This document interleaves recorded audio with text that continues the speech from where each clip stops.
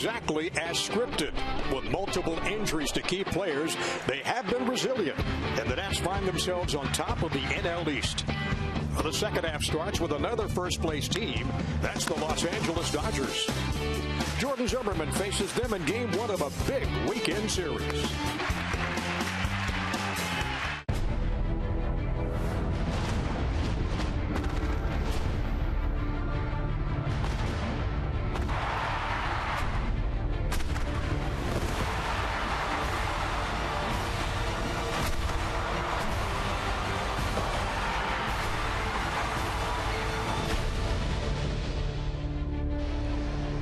Even though it's only been about 4 days since the Nationals last played for the All-Star break, it seems longer than that. Let's get back to playing baseball tonight here at Nationals Park. Coming up tonight, the first of a 6-game homestand, 3 against the Dodgers, then 3 against the New York Mets. Then the ball club goes on the road for 9.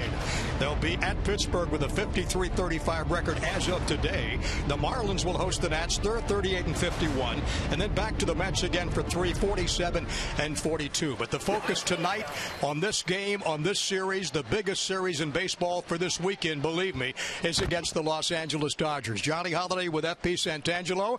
Bob Carpenter taking the weekend off. You couldn't ask for a better series than the best in the West and the best in the East. Well, it's a primetime matchup, and if the playoffs started today, this would be the NLDS. Nats against the Dodgers. Game 1 would be in Los Angeles. It's a good week to watch baseball. It's not a good week to put your cleats in that batter's box and hit. When you look at the pitching matchups for the weekend series, Zimmerman, Pfister, Scherzer, Bolsinger, Kershaw, Greinke, and how about that Sunday matchup between 2 of the best pitchers in the National League? So it's going to be a series where you have to do everything right. Little mistakes are going to be the difference, a lot like the playoffs. And look at Jordan Zimmermann, his last 4 starts, 3-0, a 1.63 ERA, strikeouts to walk. So if you're a Dodger hitter, you're going to come up packing tonight. It's important for Jordan Zimmermann to have that fastball command against a pretty good hitting Dodger team. He's beaten the Braves, he's beaten the Giants, he's beaten the Orioles. Zimmermann tries tonight to beat the Los Angeles Dodgers. Guys been stepping up, filling in because of so many injuries. One of those you're looking at right now, Tyler Moore. One of July, he's had 7 RBIs this month of July for Tyler. We'll take a break. We'll come back. We'll meet the starting lineup. The first pitch, the Dodgers and Nats from Nationals Park, coming up next.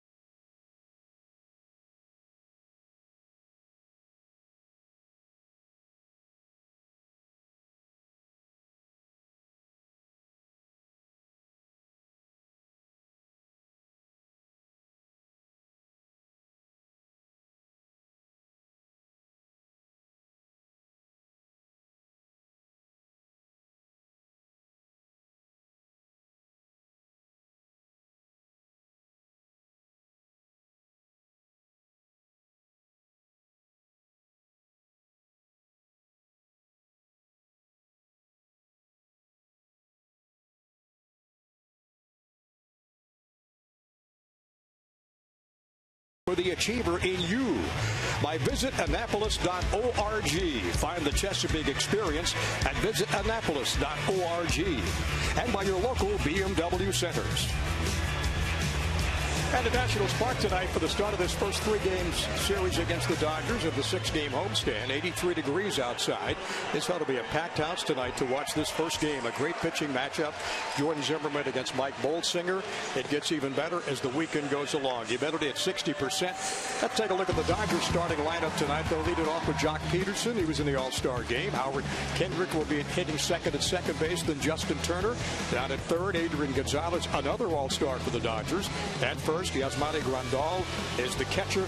Yasiel Puig will be in right field. Andre Ethier in left, and Jimmy Rollins, the veteran, at shortstop, and Bolsinger on the mound tonight for the Los Angeles Dodgers. Jordan Zimmermann this season relying mostly on the fastball, FP. Yeah, last time out he won his 3rd straight game on the 11th at Baltimore.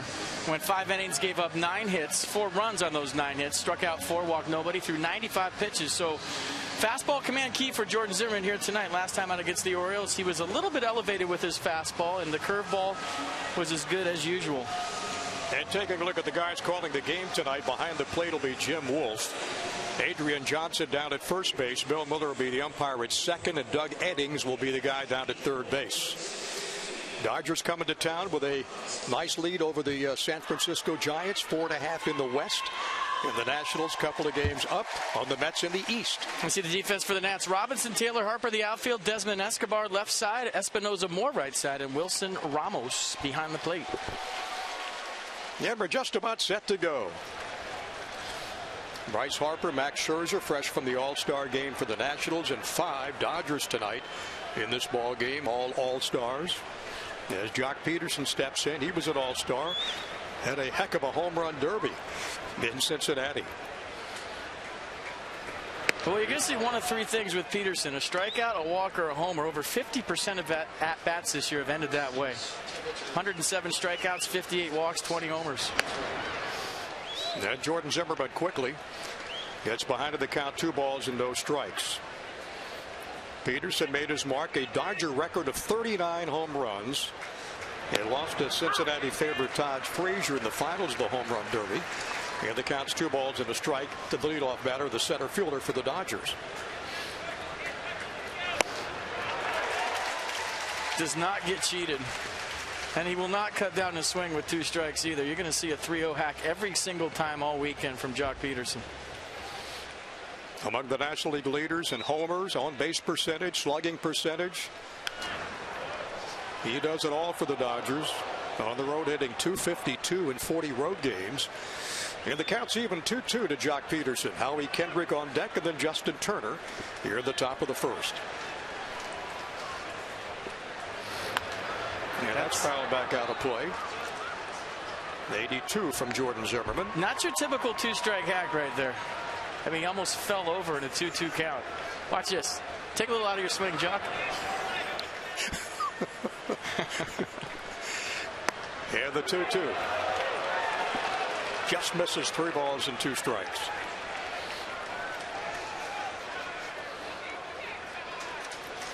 The Dodgers hitting 113 home runs to lead all of Major League Baseball. And Don Mattingly, FP, was not complaining, but making quite a statement. A line drive to left field. That's going to fall in for a base hit. And Peterson leads it off with a single for the Dodgers. Mattingly a little bit concerned about the fact his ball club not hitting on a consistent basis. Well, with the pitching they have, they don't have to do a lot offensively. When you talk about Clayton Kershaw, Zach Greinke, maybe adding a piece to the puzzle with a Johnny Cueto or Cole Hamels. Nice piece of hitting right there by Jock Peterson to start the second half. And Howie Kendrick will step in, bring in a .292 batting average. He's driven 37 runs in for the Dodgers. And swings and fouls that back into 93 from Jordan Zimmermann. Howie Kendrick is the Dodgers version of Yunel Escobar, professional hitter. Wherever you pitch it, he's going to hit it. He's been right around .292 all season long. He's been their most consistent hitter. And that's fouled deep down the right field line, up in the stands, out of play. Kendrick on a tear since the 25th of last month, batting .353. Triple, a homer, 3 doubles, 9 RBIs. And the throwback to Tyler Moore at first, and Peterson back safely.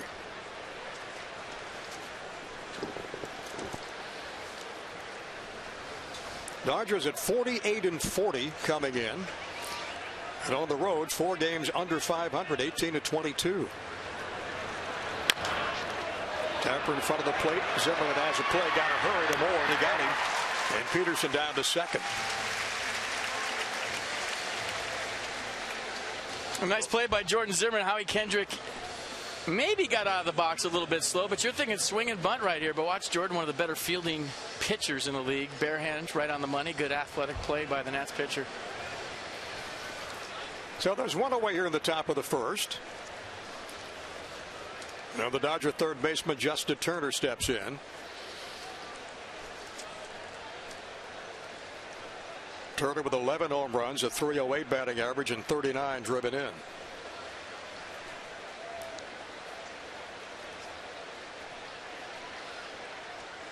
And the pitch. And Turner, the reason that Juan Uribe was expendable this year. He's done so well for the Dodgers off the bench. They gave him the everyday job. He can't play every single day. Usually 3 days on, he gets a day off because his body's beat up this point of his career. But and Michael A. Taylor running back. He'll bring this one in. Peterson tags at second. He's not going to test the arm, though, of Taylor. He stays at second base.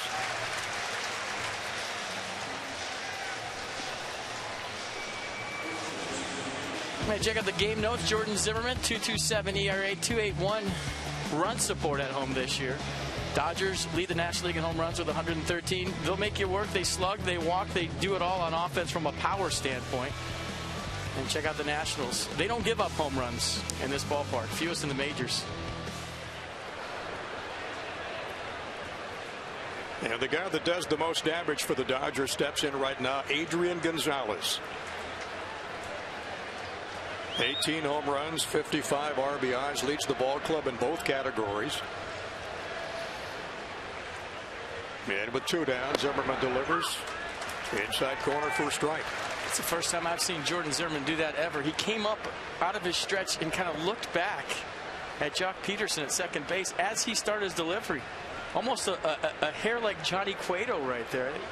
Looking Peterson back at second. And the 0-1. Fouled out of play. Jordan 2-1 lifetime against the Dodgers in 6 starts with a .506. And the winningest pitcher in Nationals history. Last start Saturday when he beat the Orioles up at Camden Yards. That pitch is high, and it's a ball and 2 strikes. He's a guy that rarely takes his eyes off the target. Watch the first pitch. Watch him kind of look at Peterson and almost motion toward him before he throws the low fastball right down the middle. Kind of holding the runner at second base with his eyes.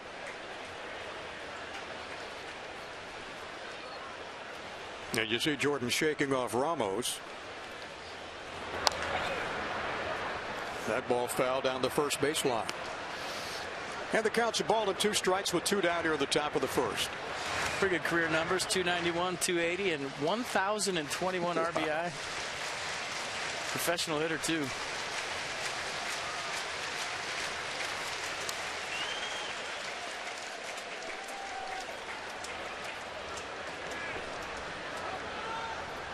And the 1-2 pitch. That's up high.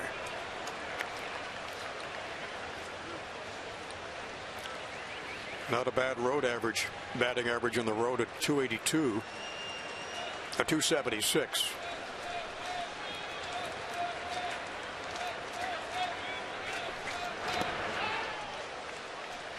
I mean, it's so important to get out of the gates quick. You talk about during the All-Star break, hitters losing their timing when you have a 4-day break, and then you have to come out and face a staff like the Dodgers have with Greinke and Kershaw in a couple of games, and the Dodgers same way facing the Nats pitchers. Runs are going to be at a premium in this series, and any way you can get one across the plate is going to be huge when you look at who's pitching. It's a good pitch. And Gonzalez gets a walk.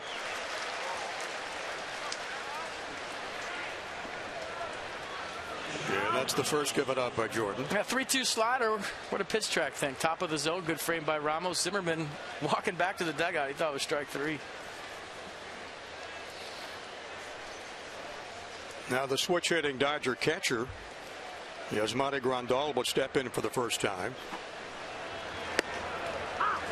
And he's been on fire the last 10 games before the All-Star break. He went 12 for 28, 429 batting average, and he comes into this ball game tonight hitting .282 and 36 driven in. In their first strike at 93. And good numbers with runners in scoring position for Grandal.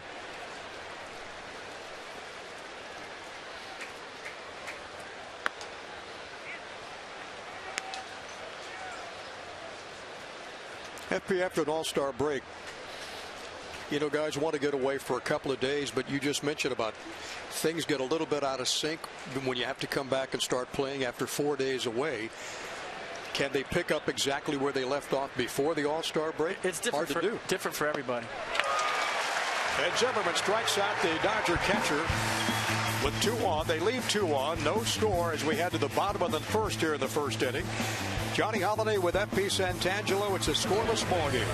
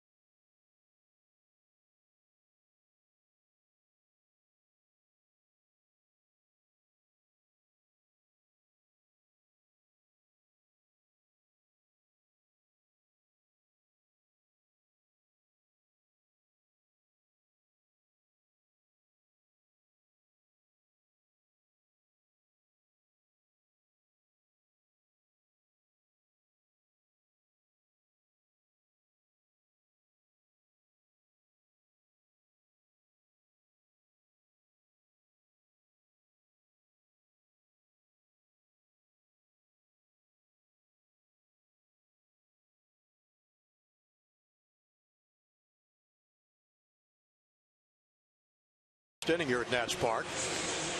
And the Nats will go with this lineup tonight. Yunel Escobar leads it off. He's at third base. Then Danny Espinosa will hit second. Bryce Harper in the number 3 hole.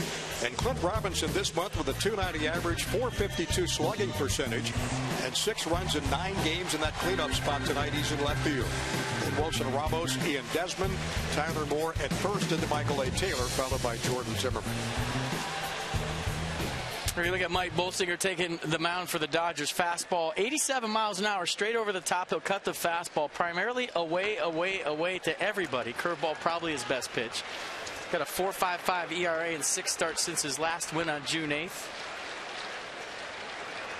And if you're a Nats hitter, stay back, go the other way. He's not going to challenge you on anything in the middle in part of the plate. Everything will be off the plate to off the plate away.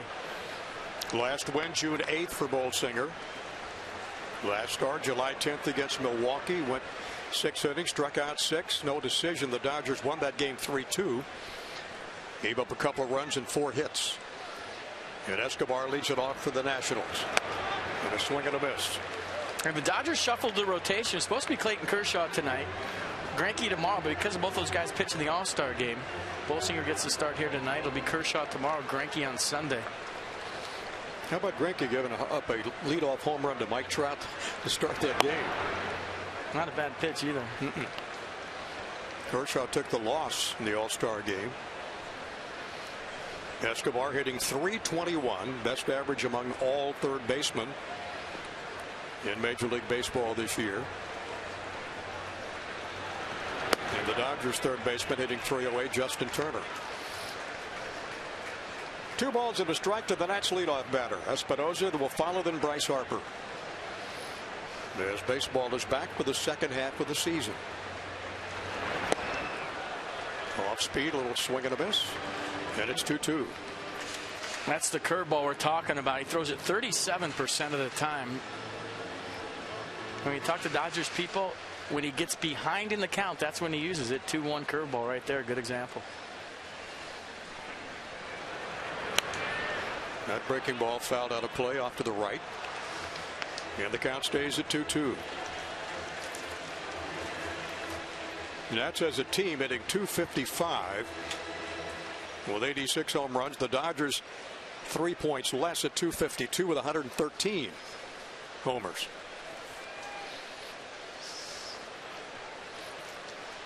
And the 2-2 to Escobar. Going outside.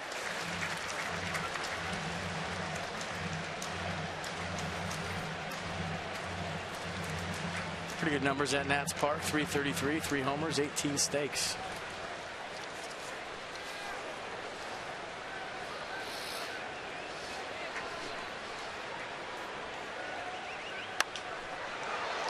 High fly ball to center field. Peterson's got a beat on this one. There's one away. Let's have the defense for the Dodgers behind Mike Bolsinger, Ethier, Peterson, Puig. Your outfield. All three of those guys can really throw. You know about Puig's arm. Peterson can throw. Ethier can throw. Rollins, Turner left side. Kendrick Gonzalez right side. And Yasmani Grandal behind the plate. There's Yasiel Puig. Kind of had a banged up season. Missed 6 weeks with a strained hamstring. Tore a callus on his left hand. He only has 4 home runs on the year. Hitting .261 for LA. Espinosa lays one down. Running it back too hard to the pitcher. Throw high over the first baseman's head, and Espinosa winds up at second base. Bollinger airmailed that one. To Gonzalez at first base, over his head. And Danny wound up second base. Well, Danny Espinosa has been as good as anybody in baseball with a base hit bunt, bringing it with him to second base. This one right to the pitcher. And watch Mike Bolsinger kind of panic right here as he darts the ball to Adrian Gonzalez. We'll see how they score that. It's got to be a 2-base error, doesn't it? I mean, the speed of the way he threw it, it was going to be close at first. You're thinking, okay, a bunt right back to the pitcher. He's out by a mile. But watch how he kind of gooses that ball. And who knows if a good throw gets him. I know it's a 2-base error, but you could make an argument that that might have been a hit based on the speed of the throw. I agree. Espinosa winds up at second base and sets the table down for Bryce Harper. And we might see a lot of this in the second half. A lot. Can't blame him, can you? Well, it's only a matter of time when you look at his first half numbers. 339, 26, and 61. His on-base percentage, he's not a guy that you can 0-2, which means, you know, throw every single pitch like it's an 0-2 count and hope he chases. He's proven to the league and Don Mattingly that he's not going to chase. He's not going to expand his zone. So why should you take a chance on your pitcher making a mistake and making this a 2-0 ball game right out of the gate? I think a good move by Don Mattingly. And here's why. STG inside the numbers. There you go. Numbers I'm talking about. Check out the OPS. That's just ridiculous. First in baseball. 64 walks to go with the 26 home runs and 61 driven in. No, Harper on with the intentional pass, and Espinosa down at second with a one away in the bottom of the first. That's in there for a strike to Clint Robinson. 301 in his last 28 games, Clint Robinson. Another example that PSU and Bob have said over and over again. Well, the guys coming off the bench have really done an admirable job this year, putting the Nats where they are right now in first place. And here's one of them right here. Yeah, they got some serious production out of Robinson.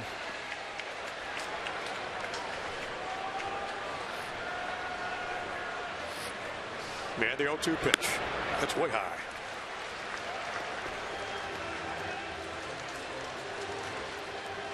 Mike Bolsinger 4-3 with a 3.08.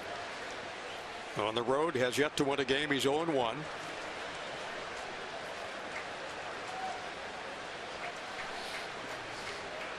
And the 1-2 pitch. And that's low.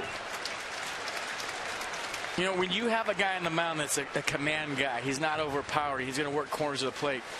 he's going to pitch backwards. What does pitch backwards mean? He's going to throw curveballs and fastball counts, fastballs and off-speed counts. Sometimes as a hitter, it's better to hit with 2 strikes against guys like this because you're ready for anything. Can't trick you with 2 strikes. Took something off of that one, and Robinson strikes out for the 2nd out of the inning.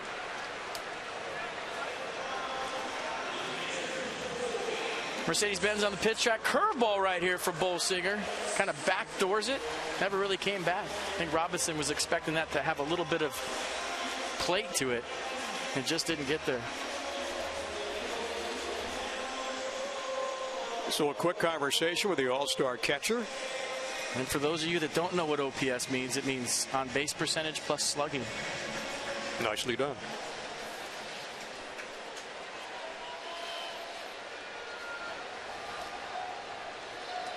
So Robinson retired on a strikeout. Wilson Ramos will be next, with Espinosa down at 2nd in scoring position.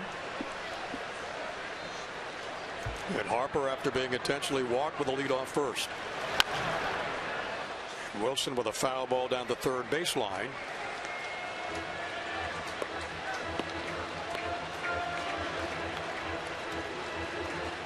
Pretty good numbers. 317 with 2 outs, runners in scoring position.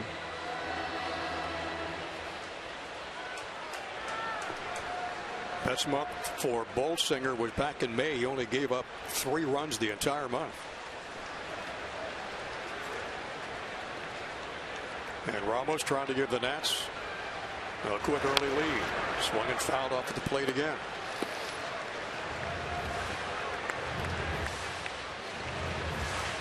Bolsinger came to the Dodgers from Arizona last November in exchange for some cash consideration. First year with LA. And doing a pretty good job. Opponents hitting only .244 off of it.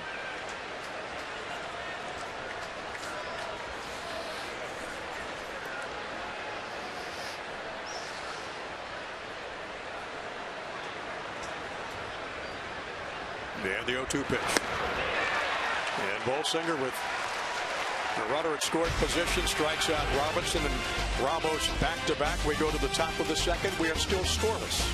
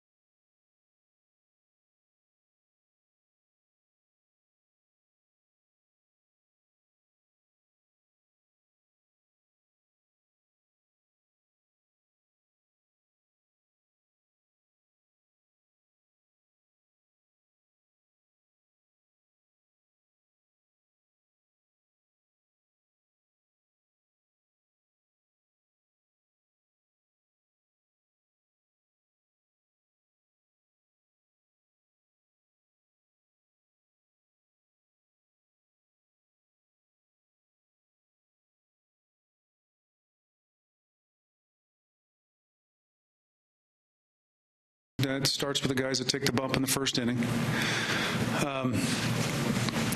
Play good defense, of course. That ultimately will help you win games. All of that combined is the objective. And, make sure that we're not looking too far ahead. That was our Coons.com report. When you're talking cars, you're talking Coons. And speaking of looking ahead, apparently Bob Carpenter and Dan Coco looked ahead and decided that they deserved the 7-day All-Star break instead of a 4-day All-Star break. And I missed the memo on that one. I was going to ask you, did you not see that or something? I did not look ahead.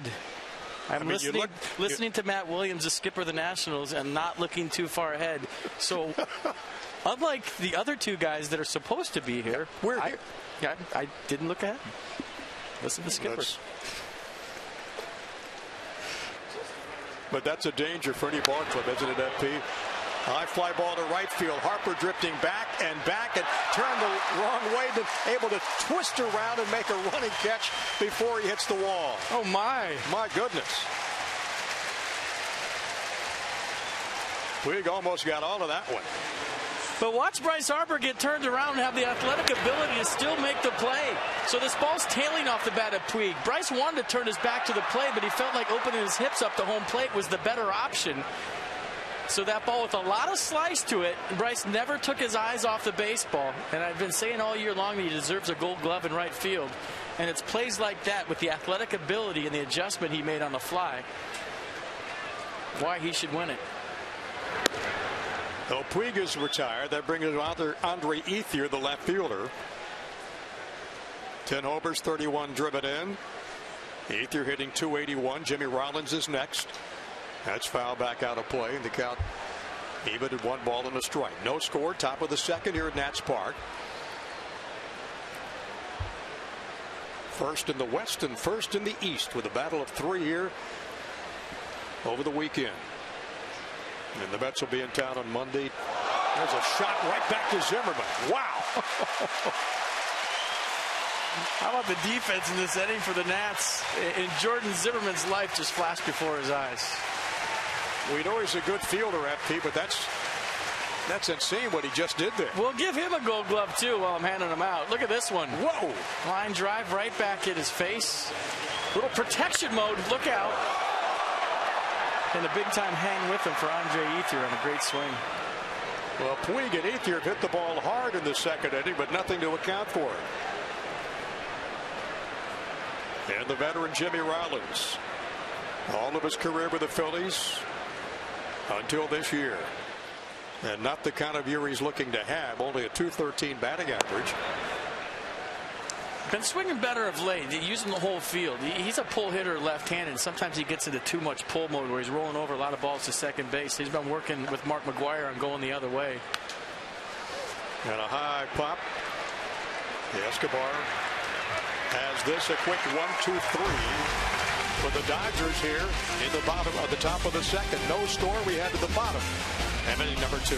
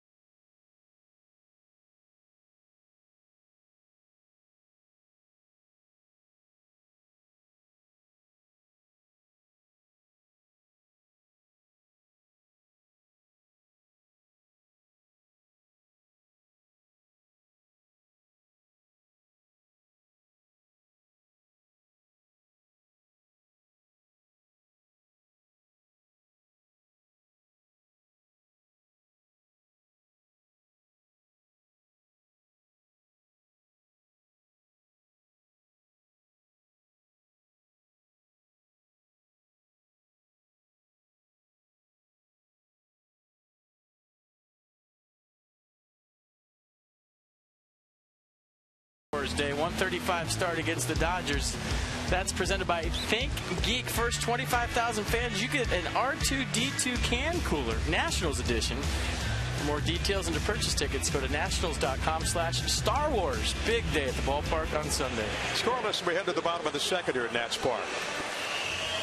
Desmond Moore and Michael A. Taylor the national hitter. Don't miss the DMV's premier PGA Tour golf event.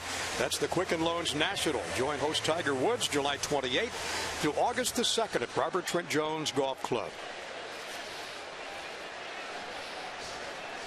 Ian Desmond steps in to that shortstop with a .211 average, 2 homers, 24 RBIs. And if this season's like any of the others he's had in the major leagues, FP, it'll be a great second half for Ian Desmond. Well, he's hoping so.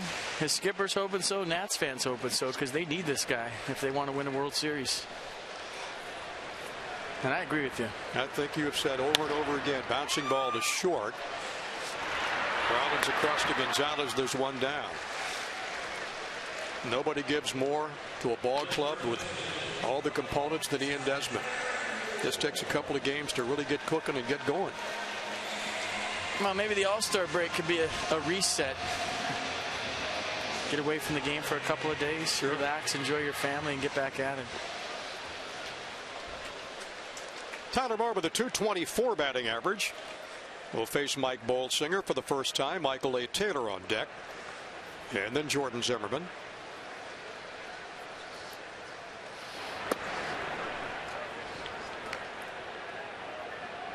Last 29 games for Tyler Moore. Really been on track. Drafted as a first baseman, learned the outfield from Tony Tarasco. He can play anywhere. He's hit pretty good too, getting some regular action. .304 his last 17 games, and look at the month of July. 14 for 46. Off speed, swing and a miss.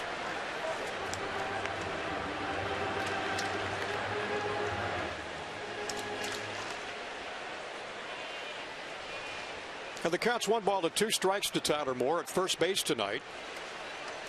Nationals still without Denard Span and Ryan Zimmerman, Jason Worth, Anthony Rendon, Steven Strasburg.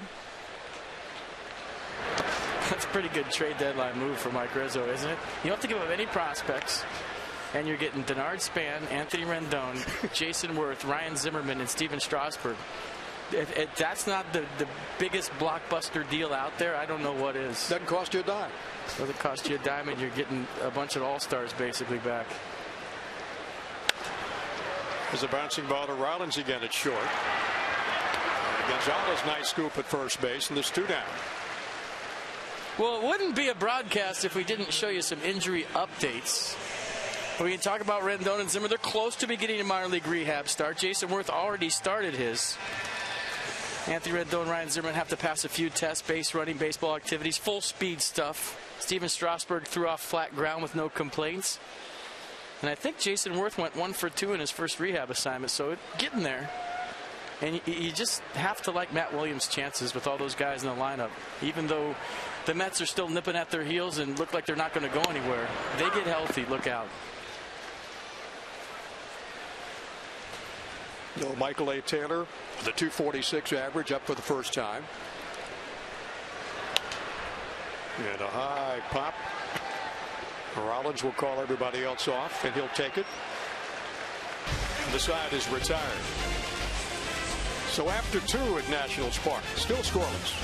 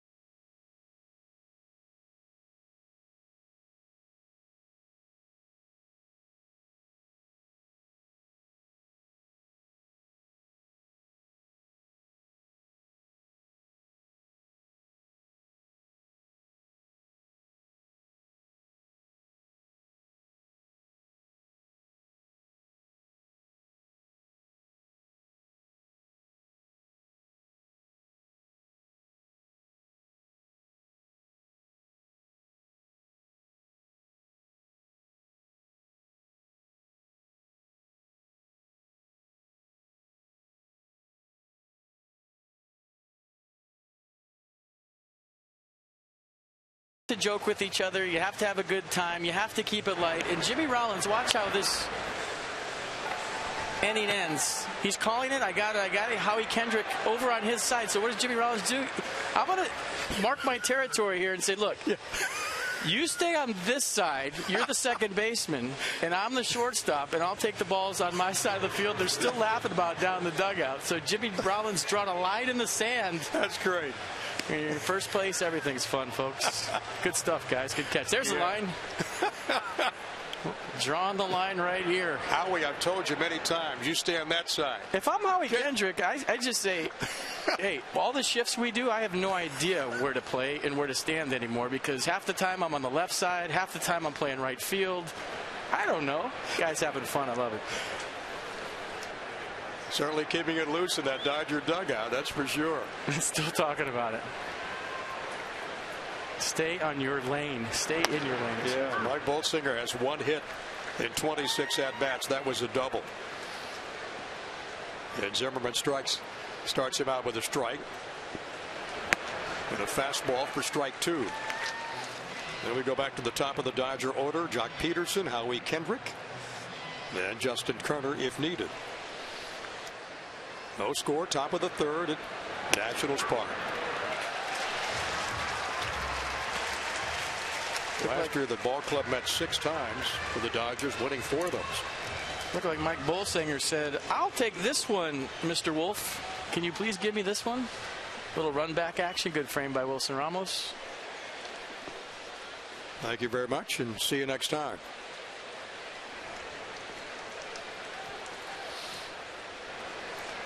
So Peterson has the only base hit for the Dodgers. And a single to start the ball game off.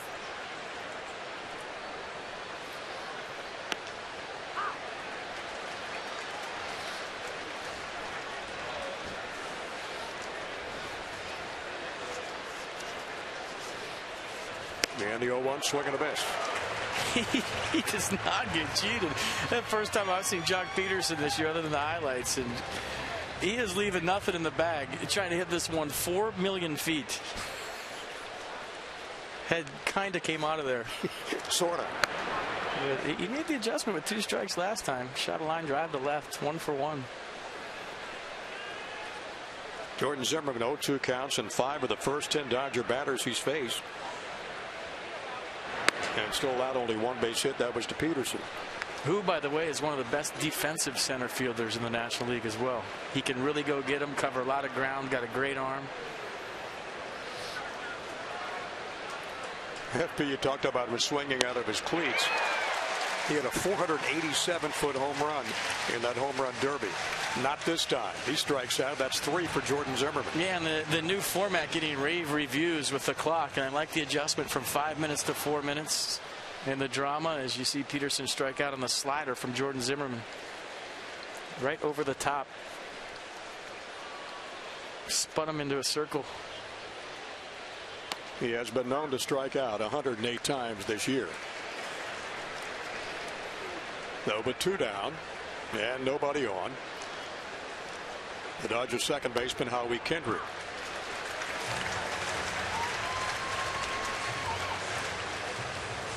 Grounded out right back to Zimmerman first time up in the first inning.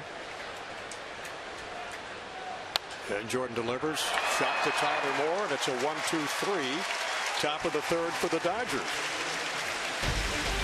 So Mike Bolsinger and Jordan Zimmerman hooked up in a nice little pitching duel in a scoreless ball game.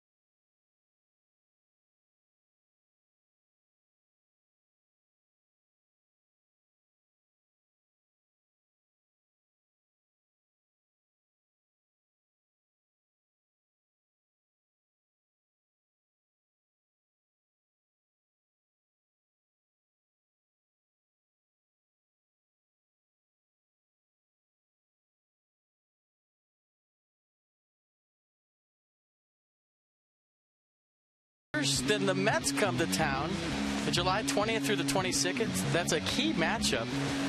The Mets just 2 games back. They have a big weekend series against St. Louis. Noah Syndergaard going for the Mets tonight. So you go to nationals.com to get your tickets for that huge series coming up here in a few days. Let's go a little STG inside the numbers. Lowest ERA by starters since June 19th. How about this one? The 2 teams we just talked about, 1 and 2, and the team, I guess you could say, on the bottom with a 2.69. Those could be your playoff teams too. You're not kidding, yeah. Ballsinger will face Jordan Zimmerman. Among his 4 hits, has a double. Also driven in 3 runs this year. And Jordan, like all the other pitchers in the Nats staff, take it very seriously when they come to the plate. Ballsinger behind the count, 2 balls and no strikes to Jordan. With Escobar and Espinoza and Harper, the next 3 Nats hitters. Nats in there for strike. Game number 88 for the Nationals. For the Dodgers, game number 91 tonight.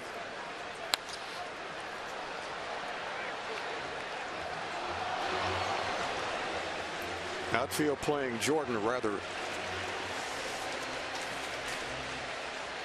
close in, aren't they? Look at the center fielder. That's shallow, but he's got some pop. We'll see. If he hits one to right, he better hustle with Yasiel Puig out there. That comes in high and tight. It's 3 balls and 2 strikes.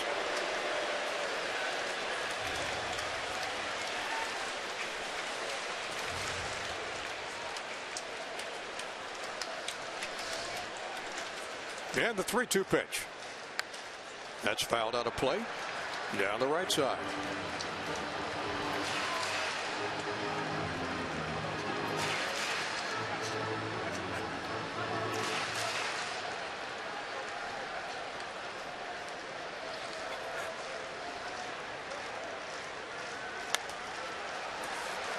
Same spot, fouled off again. Fighting.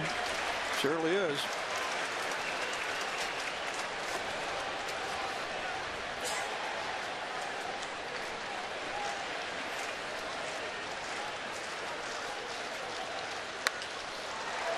And he hits it down the right field line. Puig drifting over and tried to make the catch up against the wall and bang that elbow. Did he hit his elbow on the rail or the cement that's on the other side of the padding down there on the right field line? What an effort by Puig. He got close to this, didn't he? Oh my goodness, He hit it right on the metal. There's no padding right there. Well, Yasiel Puig's forearm / elbow ran right into the metal fence. Same spot this time. Puig over in fair territory to make the catch. He's hurting. And still rubbing that left elbow. Pretty good at bat by Jordan Zimmerman. And watch Puig kind of reach for this. He kind of have his left arm down, not real interested in reaching out for that ball because his arm's still hurting from running into the fence.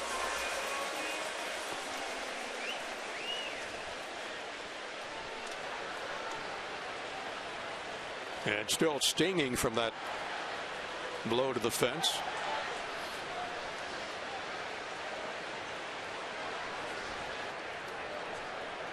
So the top of the Nats lineup now with Escobar. Fouled out of play off to the right. 6 of his last 7 games. Base hits for Yunel before the All-Star break. Went 10 for 27. You talk about his offensive numbers, FP, but his fielding percentage at .974. Well, he works at it. He's out here every single day games with no batting practice, taking ground balls on his knees. Somebody was asking me the other day, why does he take grounders on his knees? It's just got to get his hands loose and feeling for the baseball where you're just kind of reaching and keeping soft hands. You don't have a chance to move your feet and create a good hop. And I haven't seen a hitter do that more than Yunel Escobar this year, diving into pitches on fastballs in and getting hit on the hands. His hands are getting tore up. You see the guard on his left hand. He's been hit there a number of times this year. And watch this. Is it one more? Or is that on his... No, I hit the bat. That just must have been his wrist. Sometimes that wrist shocks him when he checks his swing. I thought it hit him. Well, the count to the Nats third baseman is 1 ball, 2 strikes. 1 away here in the bottom of the third. And that's high for ball 2.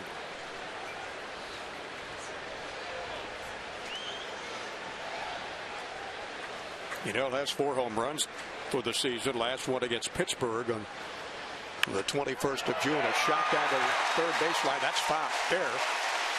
And Escobar should have an easy double. And he does.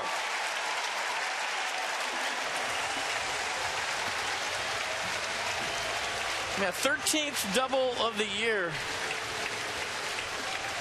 for Yanel Escobar, and he got a hanging slider curveball thing that kind of backed up right out over the plate. First of all, there goes a no-hitter on a 1-out double from Yanel Escobar. Very rarely do you see him go pull mode with 2 strikes, but he had to pull his hands in where that pitch was. Kind of came in toward him. See if Danny Espinosa can pick him up. Danny trying to drive at his 29th run of the year. Reached in an error the first time up. As Bolsinger air-mailed it over Gonzalez's head at first base.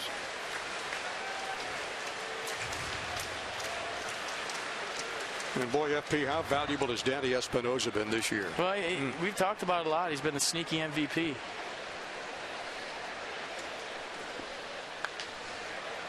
Bouncer in front of the plate, and not quite sure what that was. Little gymnastics action from Bolsinger, and he comes up limping. Might have twisted that ankle too. That's a base hit. And hope he's back-to-back hits. Hope he's all right. And he took a nasty tumble there. He's had some adventures with 2 balls from Danny Espinosa tonight. First time up, it was a base hit bunt that he kind of shot over the head of Adrian Gonzalez. That time a swinging bunt. And he took a nasty tumble. Dodgers head trainer Stan Conti out there to take a look at his knee. Don Mattingly out there too.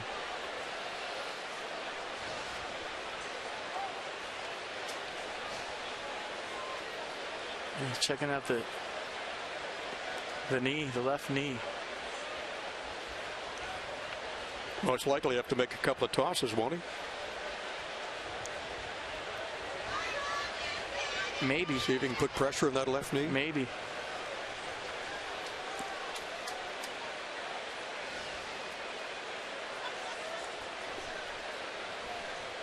And during all this, Escobar winds up down to third base.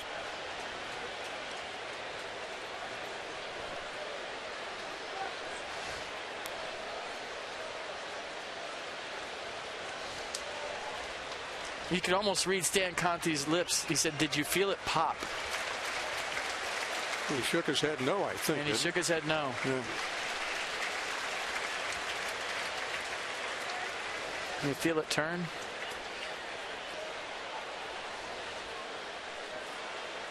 Yeah. The reason Stan Conti's asking these questions, this is before they're even going to let him throw a pitch. He wants to know these things. He's doing his homework right now to find out what he felt. You feel a pop? Did you twist it? I don't want you throwing a pitch. Putting some weight on it, some weight-bearing exercises.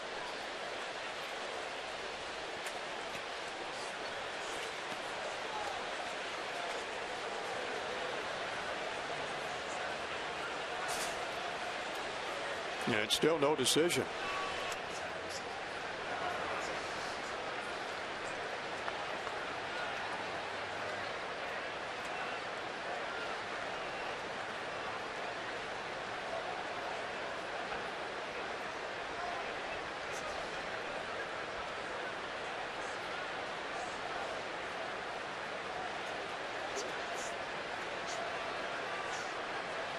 McConaughey wants to make sure, doesn't he, FP? Well, yeah, I mean, you don't want to put any weight on something that might already be structurally damaged, but you saw him do the tests over at first base. Then he asked him the questions. He heard the answers he wanted to hear to let him throw this pitch.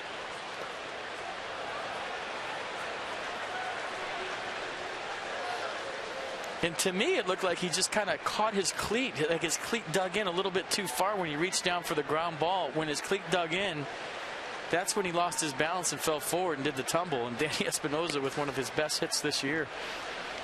A little jam shot back to the pitcher turns into a base hit. Here it is. Let's show it to you again. Looks like he's okay. Looks like he's going to stay in the game. But let's watch the play one more time together. And watch him kind of get tripped up right after he gloves the ball. Does the tumble roll, couldn't get it out. The speed of Espinosa beats it. And this second angle kind of shows the divot. Watch, right? There, he caught his toe on his left cleat. Yeah. Stop, drop, and roll, and a thank you very much hit for Danny Espinosa. And Bolsinger will stay in the game. That's one that will be funny tomorrow if he's okay. His teammates will have, they'll have a good time with that one if he's all right. If he's not, then you just stay away from him. So Bolsinger gives up the double to Escobar, the infield single to Espinosa. And now Bryce Harper up for the second time, and hopefully he'll have a chance to take a couple of cuts against Bolsinger this time. He was walked intentionally. Yeah, nowhere to put Bryce Harper. That was a big play for the Nationals and Danny Espinosa.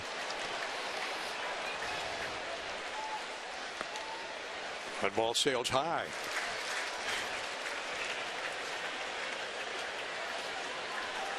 Zimmerman began the inning with a fly out to Puig in right field.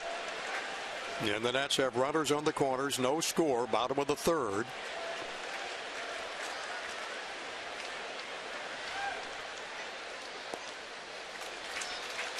See him kind of shaking out that knee after the pitch. Give him credit for staying in this game. A lot of pitchers that just went through what he went through. Out of there. Well, they'll peek in the on-deck circle and see Bryce Harper walking up to the plate and say, I'm good. I want to sit this one out, Skipper. It's kind of barking a little bit right now. Good look at Mike Bolsinger. And the 2-0 pitch to Bryce Harper. Into that Nationals dugout. Bryce smelling blood. Bolsinger from McKinney, Texas, 27 years of age.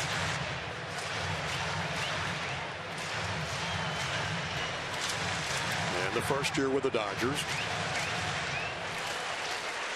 Espinosa down at first. Escobar at third. And the Nationals with a golden opportunity.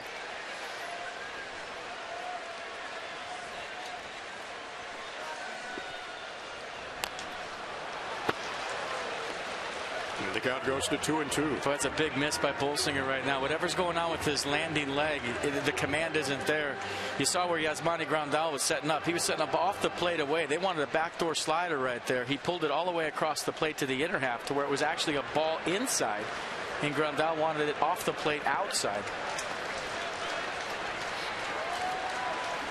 Good camera work to see what Grandal calls in this next pitch. It's 2-2 to Bryce Harper.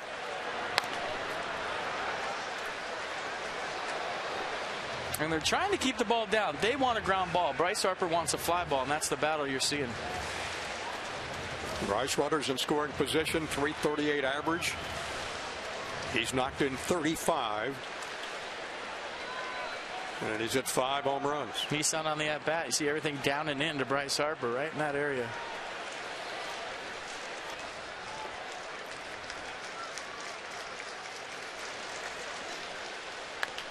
And the 2-2 bouncing ball to second. Kendrick to Rollins for 1. And the run will score. No play at first. And the Nats have a 1-0 lead.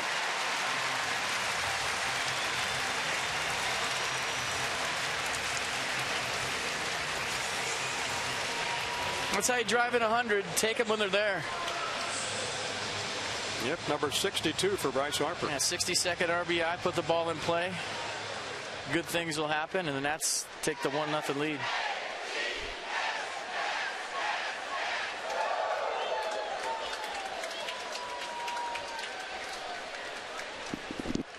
Espinosa retired at second base. Clint Robinson up for the second time. He struck out in the first. One of 2 Bolsinger strikeouts.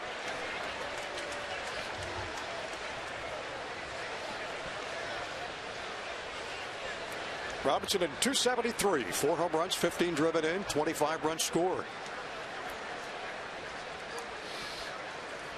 That's with 2 hits. The Dodgers with 1, swinging a foul back in the screen. Holsinger's still feeling it. I don't think he's. Doesn't look right, does he?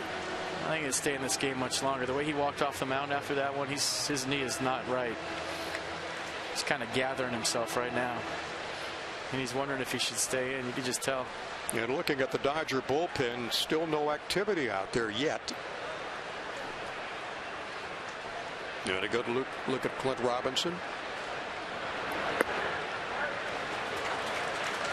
Off-speed pitch, 80, 2 balls and a strike. Well, the one thing you don't want to do is favor your arm or do something different mechanically because your landing leg is hurt.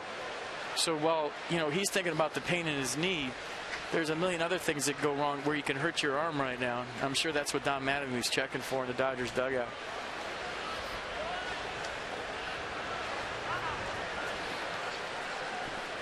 Harper down at first. Robinson up with 2 down and a run in.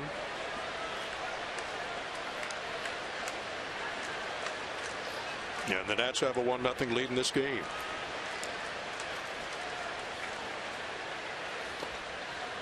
That ball misses outside. 3 balls and a strike. On deck, Wilson Ramos. And then Ian Desmond.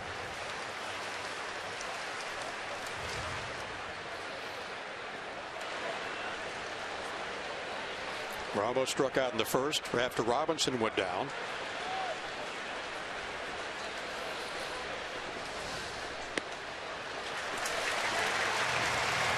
Now Robinson gets a walk.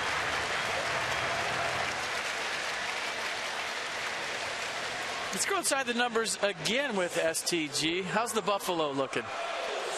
When they win, he does well. 39 games this year the Nats have won while Wilson has played. 301 average. Runners in scoring position, bueno. RBIs, bueno. Runs, bueno. He makes them go, the Buffalo folks. Brought to you by STG.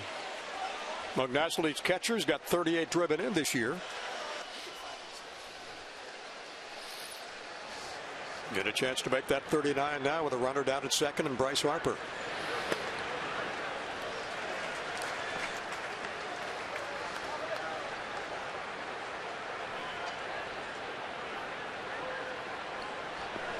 Ramos with a 254 batting average. And the pitch, bouncing ball to Rollins at second. On the first to Gonzalez, and the Nationals are retired, but not before they got a run. They take a 1-0 lead as we head to the top of the 4th at Nats Park.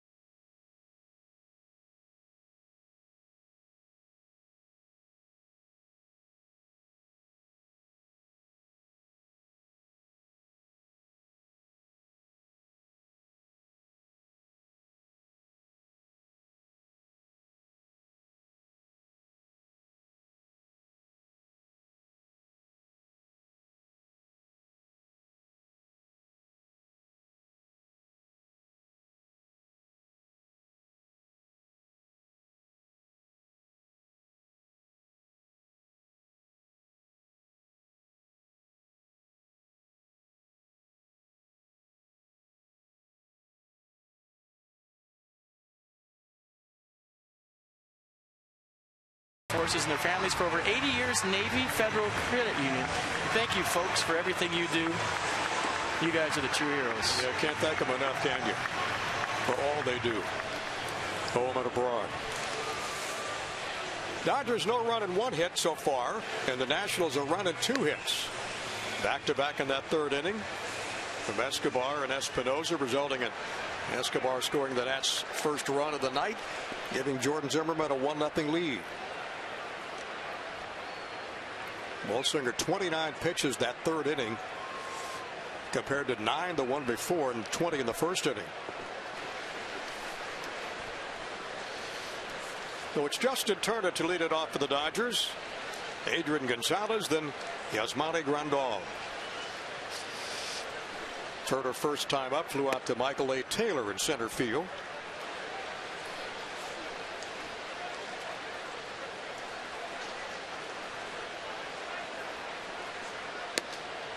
Zimmermann with a fastball to the outside corner. Caught it, 1 ball and 1 strike. I like Turner's look. He's got the young Kris Kringle going on. The young Kris Kringle. He does. Santa Claus before he's gray. And he swings and fouls it back.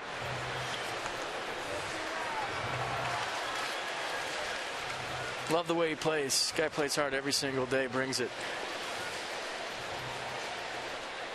Last 6 games against the Nats, hitting .385. Double a homer, 3 RBIs. That's in September of 2013. On the road this year, a nice average of .282. And then Zimmermann ahead in the count, 1 ball and 2 strikes. The Justin Turner. And it grazed him, yeah. I didn't hear 2 sounds, but apparently it did. Jordan Zimmermann not complaining on the mound. Let's see. Where did it get him? Expo never lies. Just barely grazed the pinky hanging off the end of the bat. Barely. Let's listen to it. Yep, click, click. Yep. So Turner on, hit by a pitch.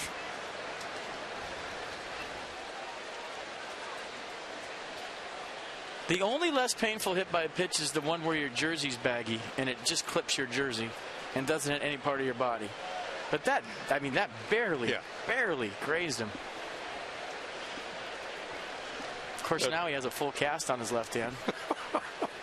He'll get one between innings. Probably got hit early this season or jammed his wrist sliding. He's got the Zimmermann on at first.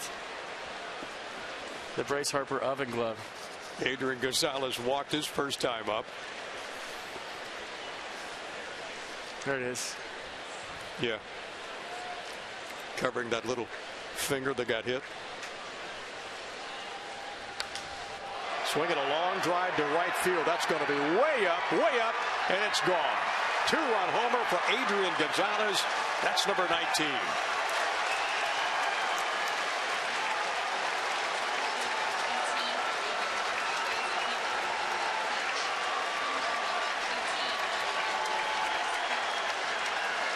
Jordan Zimmermann probably a little more frustrated by the hit by pitch than the actual home run to Adrian Gonzalez. Those are going to happen. I mean, this is one of the best hitters in the National League. He has been for a number of years. Like you said, home run number 19. And if you're going to give him up like that. That was not a wall scraper by any means. Elevated fastball, bell tie out over the plate. Maybe even the outer half. And Gonzalez gets the bat head out there and drills it into the upper deck to make this a 2-1 game. That ball was hit. Gonzalez now pads his RBI lead for the ball club up to 57. And there was no doubt about that. Harper, all he could do was turn and look. In the first level of the stands above the right field bullpen. And Grandal behind the count, no balls and 2 strikes. LA regains the lead now with a 2-1. That's with a run in the bottom of the 3rd. LA with 2 here in the top of the 4th.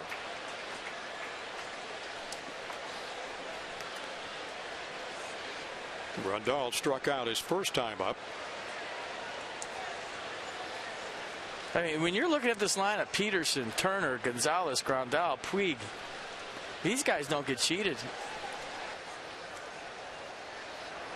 And maybe it has something to do with that guy, Mark McGuire, their hitting coach. He never got cheated. No, he didn't. When you look at the numbers of home runs these guys have hit, Peterson with 20. Turner's got 11. 19 now for Gonzalez. Grandal's got 14. 10 for Ethier. Bouncing ball to Espinosa way out in short right on the Tyler Moore. There's one down. We've got your best weekend morning news right here. The important stories from the right places from totally smart people. Join Erica Groh and Mike Heideck tomorrow morning starting at 7 on WUSA 9. But I like what Mark McGwire teaches to the Dodgers hitters. It's fast hands. No matter if you're out in front, you get fooled, keep your hands moving through the strike zone fast. You know, pitchers try to disrupt timing with off-speed pitches. So you'll see a lot of guys slow down their swings to hit the changeup or the curveball. McGwire teaches, hey, if you're out front, keep your hands fast through the zone even though you're fooled. Keep them back and fire them through the strike zone. And it's a good lesson for all you young hitters. It's something that clicked with my son when I told him that, hey, even if you get fooled, keep that bat going fast. Swing hard. Don't slow your swing down just because you're a little bit off balance. And you're seeing it in Dodger hitter after Dodger hitter.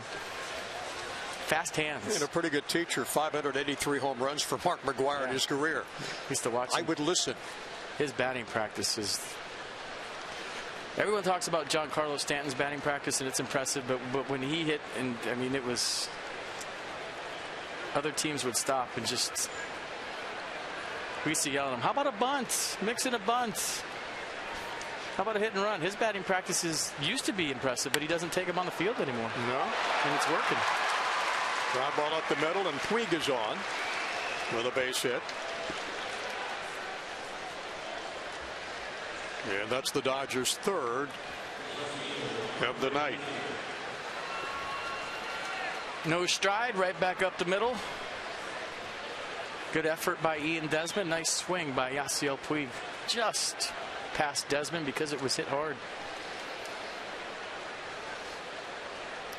So Puig is on for the first time tonight. Andre Ethier hit a shot to Zimmerman his first time up. And Jordan with a fantastic catch. He is 0 for 1 with a .280 average.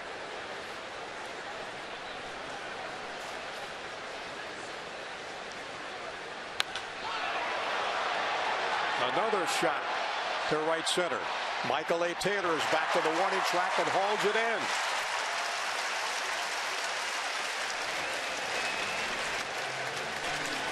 So nothing but a long fly ball for Andre Ethier.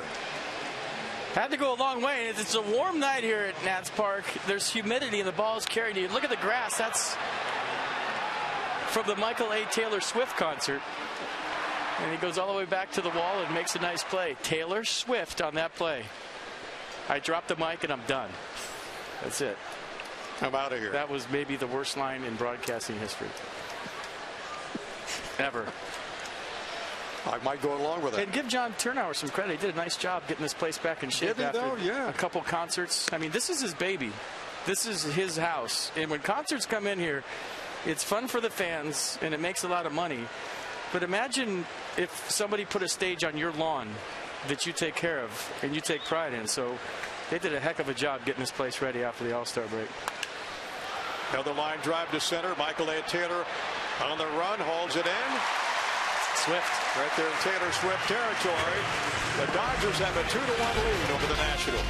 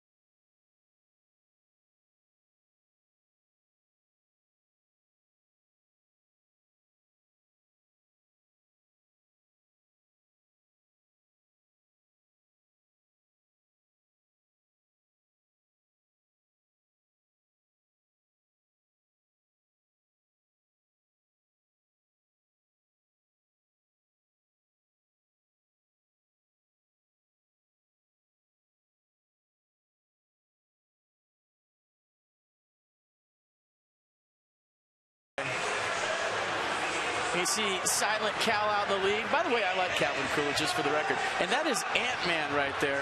And it's a movie about an ant.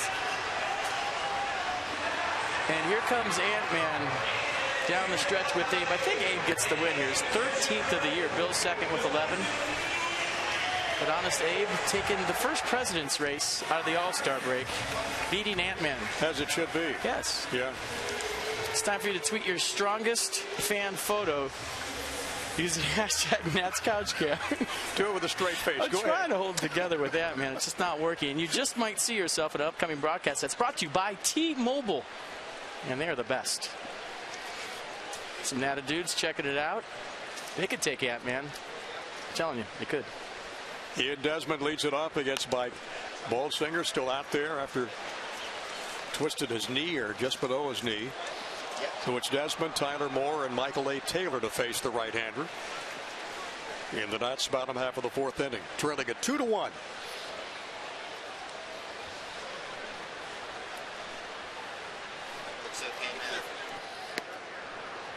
Desmond first time out, grounded out to Rollins at short.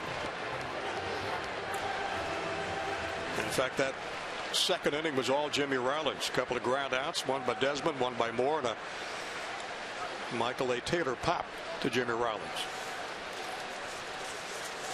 1-1 strike to the National shortstop.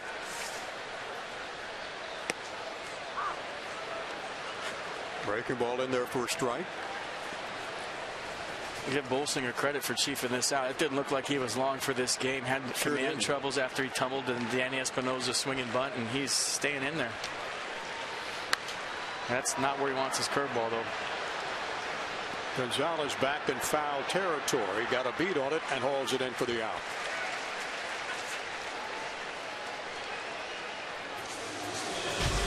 There's your next 5 TV games. Dodgers tomorrow at 4 p.m.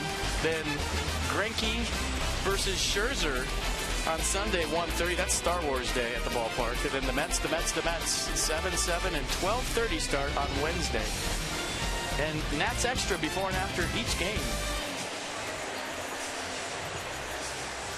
Kershaw 6-6, Fister 3-4, and Max Scherzer has the most wins of anybody in this weekend series, 10-7. Uh-oh. That's not good. We have some lights out here. Did this happen to the Dodgers at Wrigley Field too? I know this happened at Wrigley this year. They're walking off the field, folks. So the first game without rain, and as long as I can remember, is delayed by lights. Bill Miller, the crew chief, saying we got to get those lights back on, and they usually take about 15 minutes to reset. This could get interesting.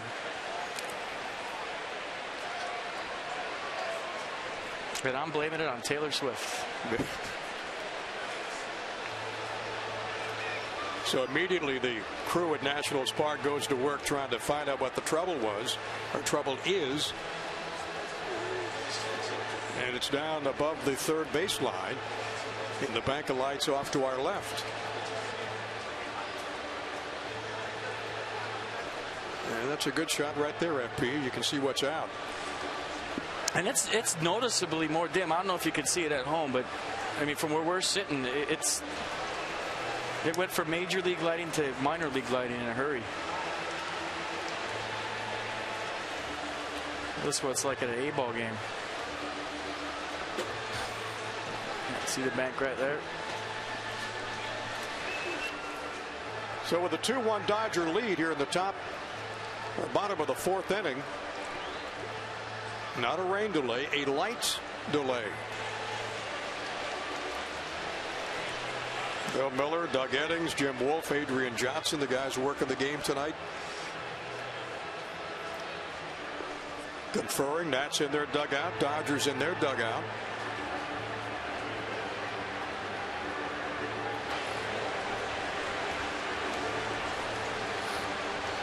And there'll be a delay in this game until they can put those lights back on.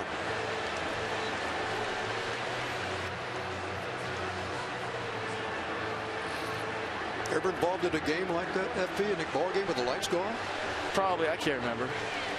I mean, it happens. It's not that uncommon. never seen it here, though, have you? I don't think it's happened here. I haven't seen that before in Nats Park.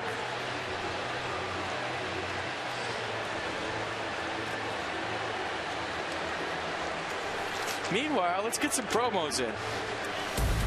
Oh, this is a good one, and he might be watching the clubhouse right now. I want one of these, I want one of these, and I want one of these. August 5th, 7:05 start against the Diamondbacks. That part is irrelevant. Jason Worth Chia Pet to the first 20,000 fans.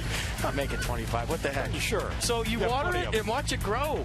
And don't ever shave it because he doesn't shave either. The hashtag Worth Chia.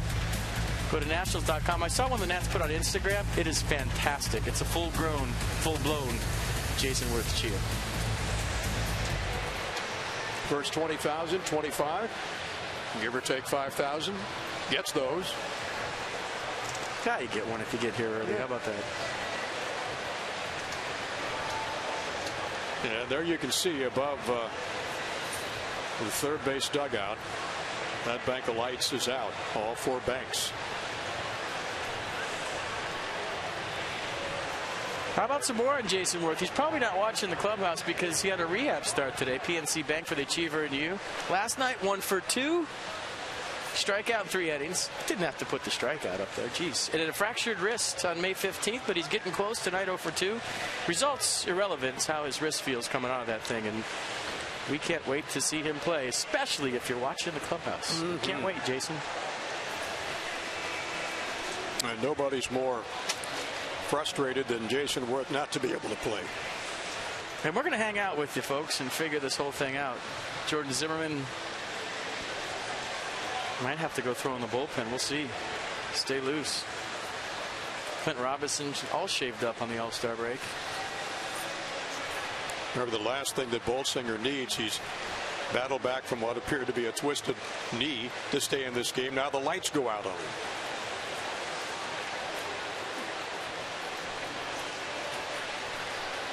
They're like gym lights, where if you turn them off, they take a while to cool down and then to heat back up. And if I remember right, didn't one of them blow up here a couple of years ago down the right field line during a thunderstorm? That's my memory of the lights here at Nats Park. I think one of them popped down the right field line and caught fire during a game.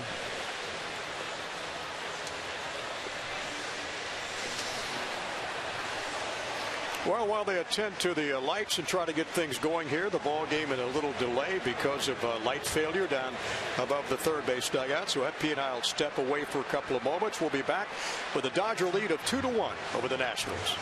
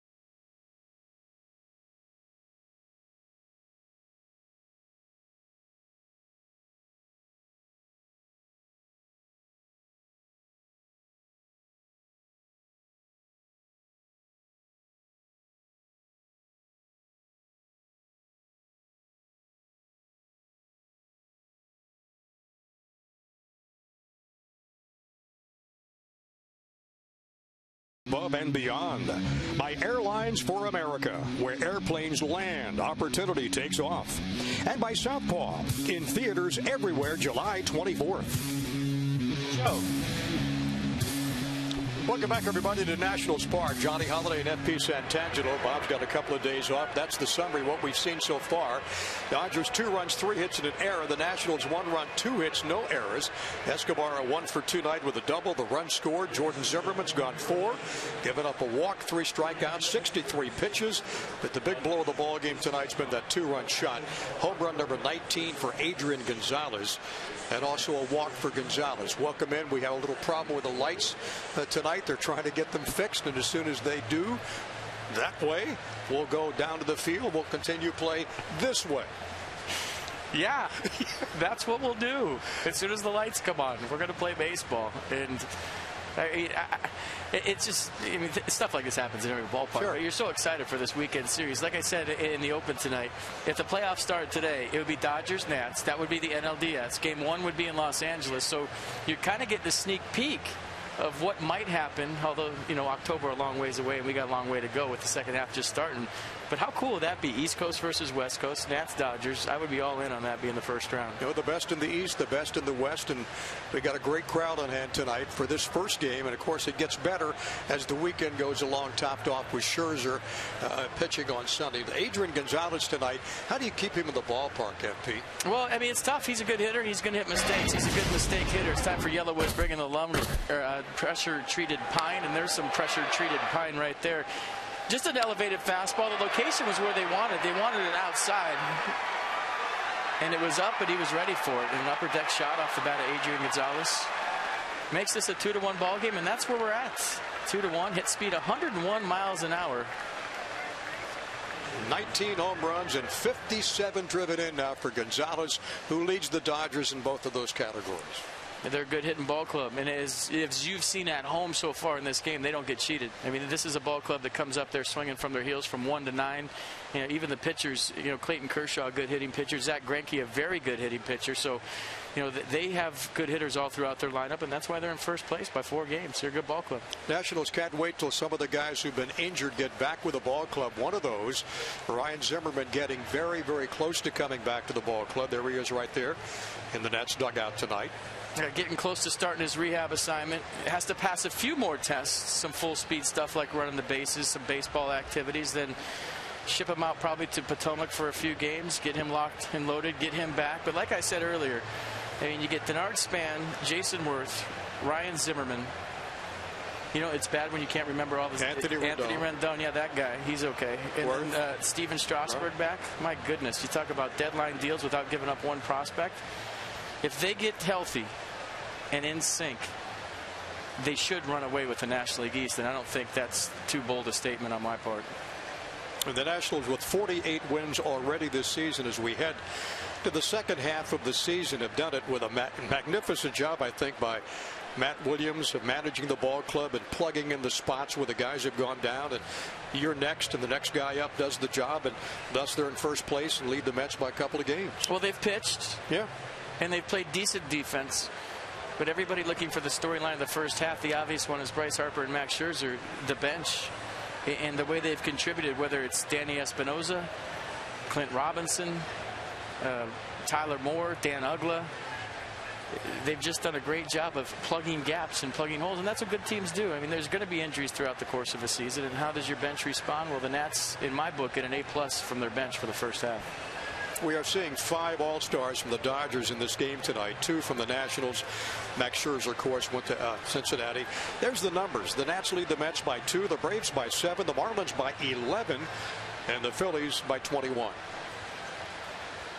Yeah, who's getting Cole Hamels? Who's getting Johnny Cueto?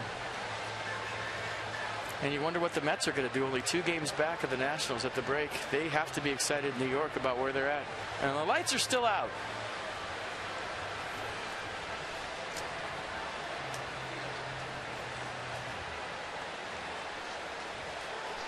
How about a little UMUC moment in history? This moment in history is brought to you by the University of Maryland, University College. Bryce Harper's first hit. Johnny, we were in Los Angeles, and it was like the Beatles. I know. April 28th, 2012. I'll never forget the dugout in Dodger Stadium when he did his pregame stuff. It was like a World Series. There wasn't room for anybody to stand. There was cameras everywhere, and he came out and got a hit. FP, maybe you can talk a little bit about the maturation process that we've seen with Bryce Harper. Certainly with the walks up this year, his pitch selection at the plate has been so much better. Everything is up with his numbers. And under the biggest spotlight in Major League Baseball, everybody focuses on this guy. The most votes in the All-Star game went to Bryce Harper. Everything he's done at such a young age. Well, the spotlight's always been on him since he was 12 years old, so that's not a big deal. I call him Big Game Bryce because he likes it, and he likes to do pull-ups during delays just to get a pump so he looks good in his uniform, I feel like. But his whole game, I was talking to Charlie Steiner, Nomar Garcia-Parra, and Oriole Hershiser, a great broadcast team for the Dodgers today before the game, and they asked me the difference in Bryce, and it's the standard answer I give everybody. He's under control. He's matured. He's 22 years old and mature. He's playing the game like a veteran that's been in the league for 4 years. And, you know, whether it's his base running, his swing, his approach at the plate, his outfield play. We saw the great play tonight. I mean, in my mind, he's the best player in the National League. You know, I mean, there's a few other guys in the conversation. Max Scherzer might be one of them as well. But it's just been fun to watch him from the clip we just showed you in Dodger Stadium till right now. It's been a process, and there's been a lot of work involved and a lot of maturation. But he's one of the best players in the National League. Having a most valuable player type season is Bryce Harper. We're having a little delay because of light problems here at Nationals Park. We're going to take a break and step out for a couple of moments, then we'll come right back. Dodgers 2, Nationals 1 with a light delay at the park.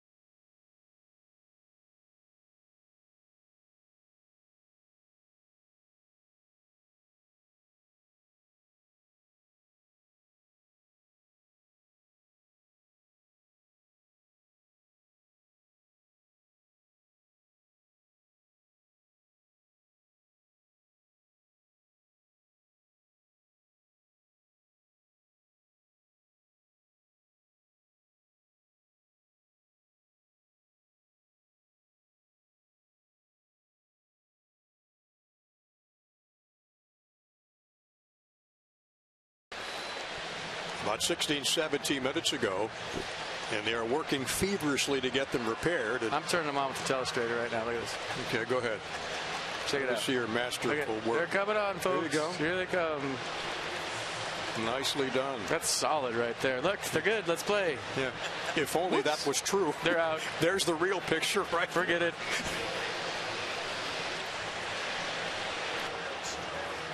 So the Dodgers just kind of hanging around the dugout. Jock Peterson. Turner. So the dugout steps.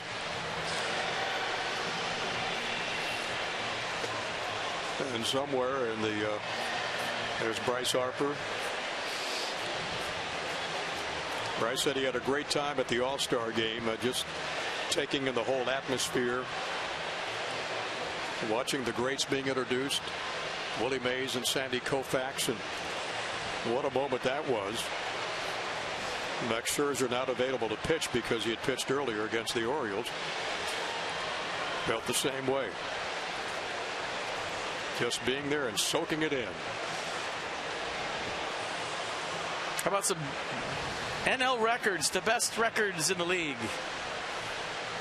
And the Nats are playing the Pirates coming up here shortly after the Mets come into town. The Cardinals and the Mets, big weekend series. And how about the Cubbies down on the bottom?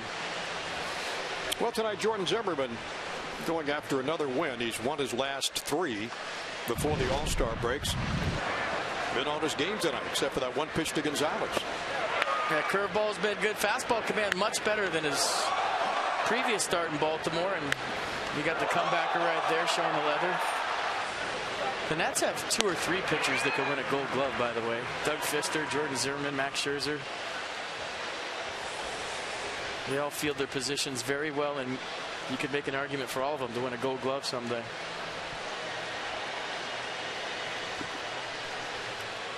And there's the culprit right there. That's what we're waiting on. Hard to play with only 6 lights lit in the stand. And we will take a break, and we'll step out and come back with more from Nationals Park. 1 out. The light outage happened at 8:19. We're coming back after this.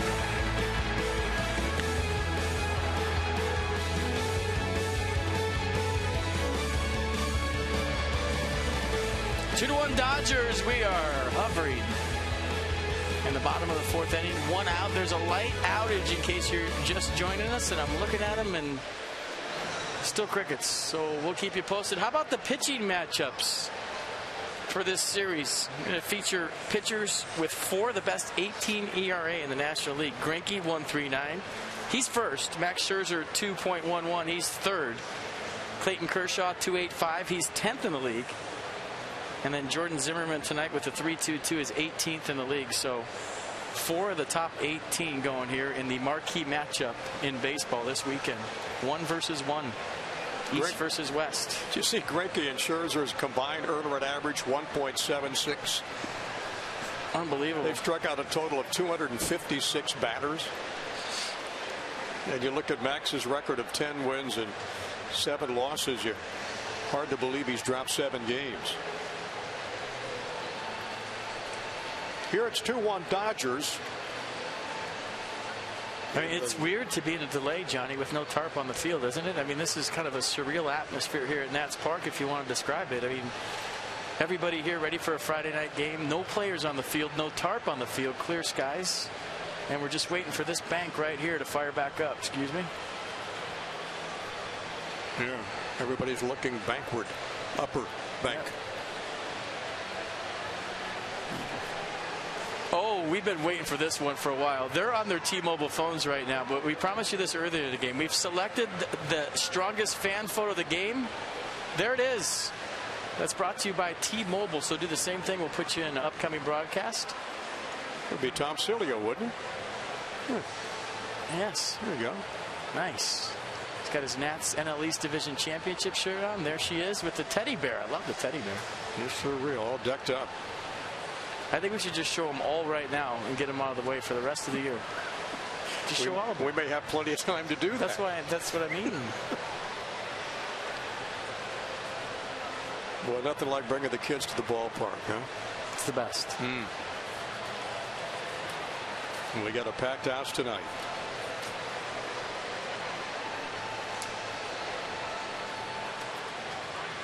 Mom consoling her son. He says, I want to see some baseball play. We all do.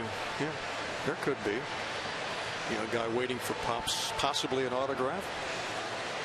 2-1. The Dodgers lead with 3 hits. The homer by Adrian Gonzalez, a 2-run shot, has given them a 1-run lead. We're coming back in a minute.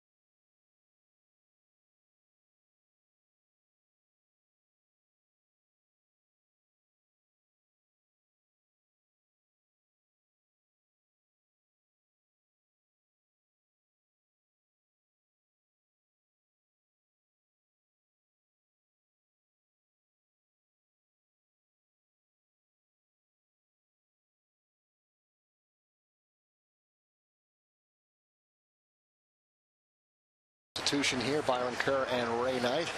Post-game show maybe a little bit later on, Ray, if we can get the lights to be fixed. But you remember your playing days, and the weird delays that can sometimes affect the momentum of a game. Do you remember some situations when you were a player when the lights went out or there was some sort of delay that was not related to the game?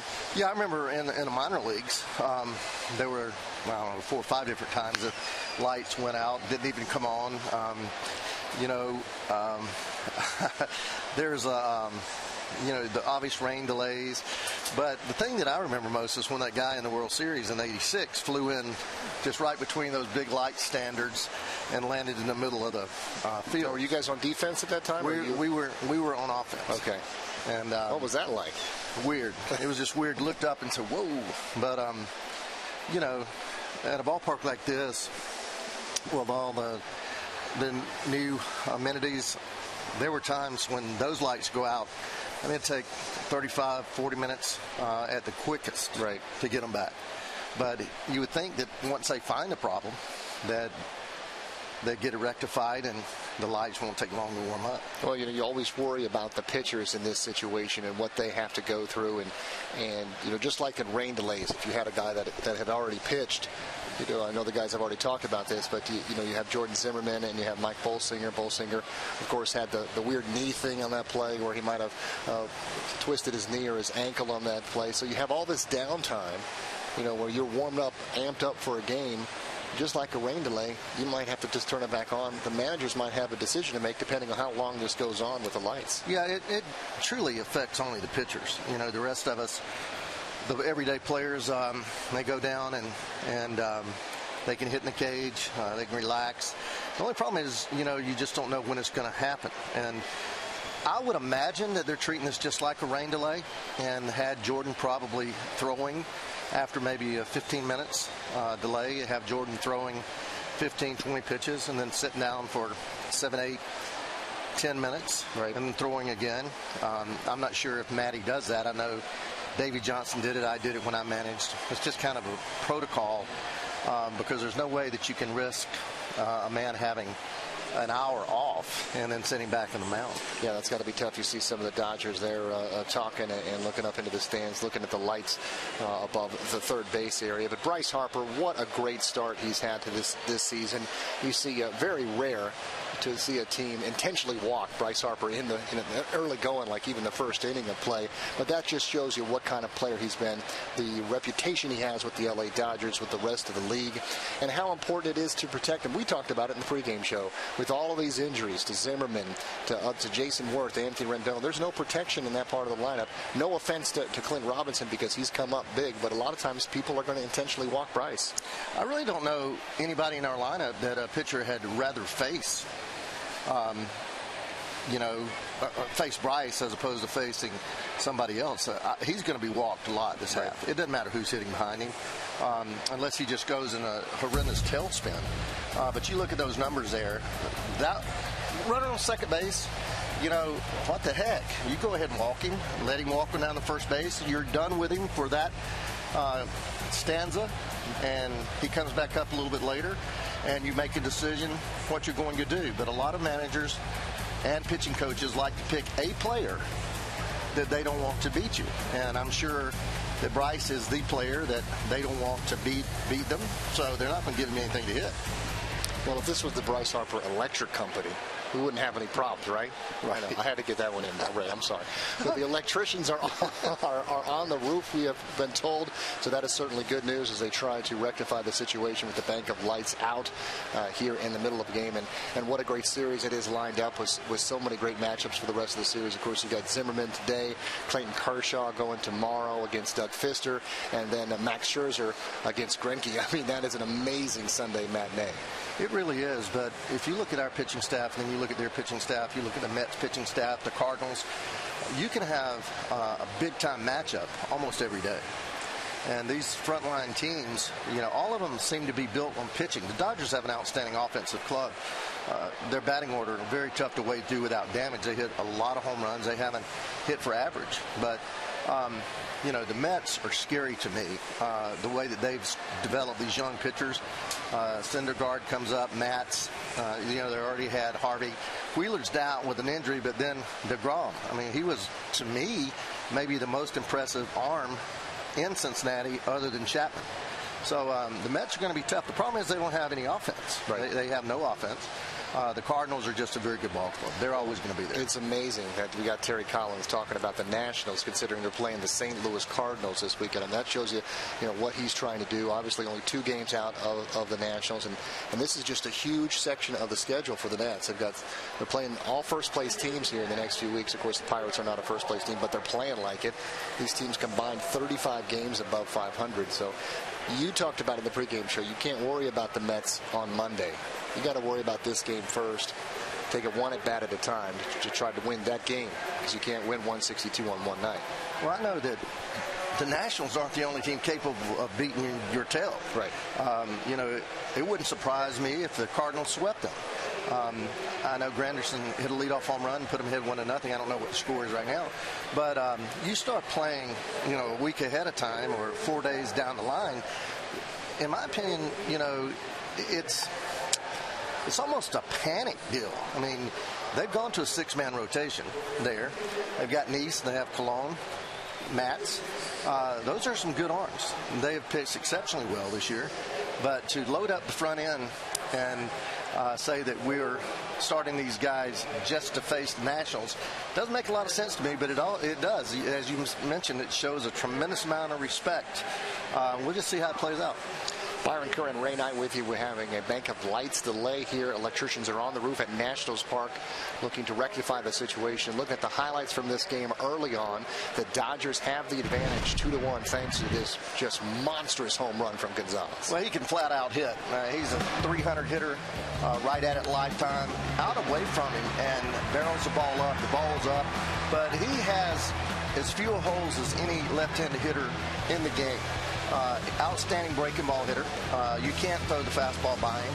He's just one of those quality people been blessed with a great stroke, understands hitting and getting good pitches to hit. And look at the numbers. Yumel Escobar in the third inning with a double. He gets in with the run score. That gave the Nationals the early lead 1-0. Still early in the ballgame, though. Dodgers get the 2-1 shot, number 19 for Gonzalez. They lead it 2-1 as we head to the bottom of the fourth inning. And you look at all the injuries that the Nationals are going through right now. Some positives. Jason Worth with a rehab assignment last night at Potomac went 1 for 2. Had a play in the outfield. He says that he's not feeling anything in his shoulder, and I say that because that's what was bothering him even in the rehab assignments early on during the season. The first time he was at Potomac, he's not feeling any kind of pain in the shoulder. The wrist is feeling good as well. That's certainly a positive sign as we try to get all 4 or 5 of these guys back in the line. The fact that he's playing is a positive sign.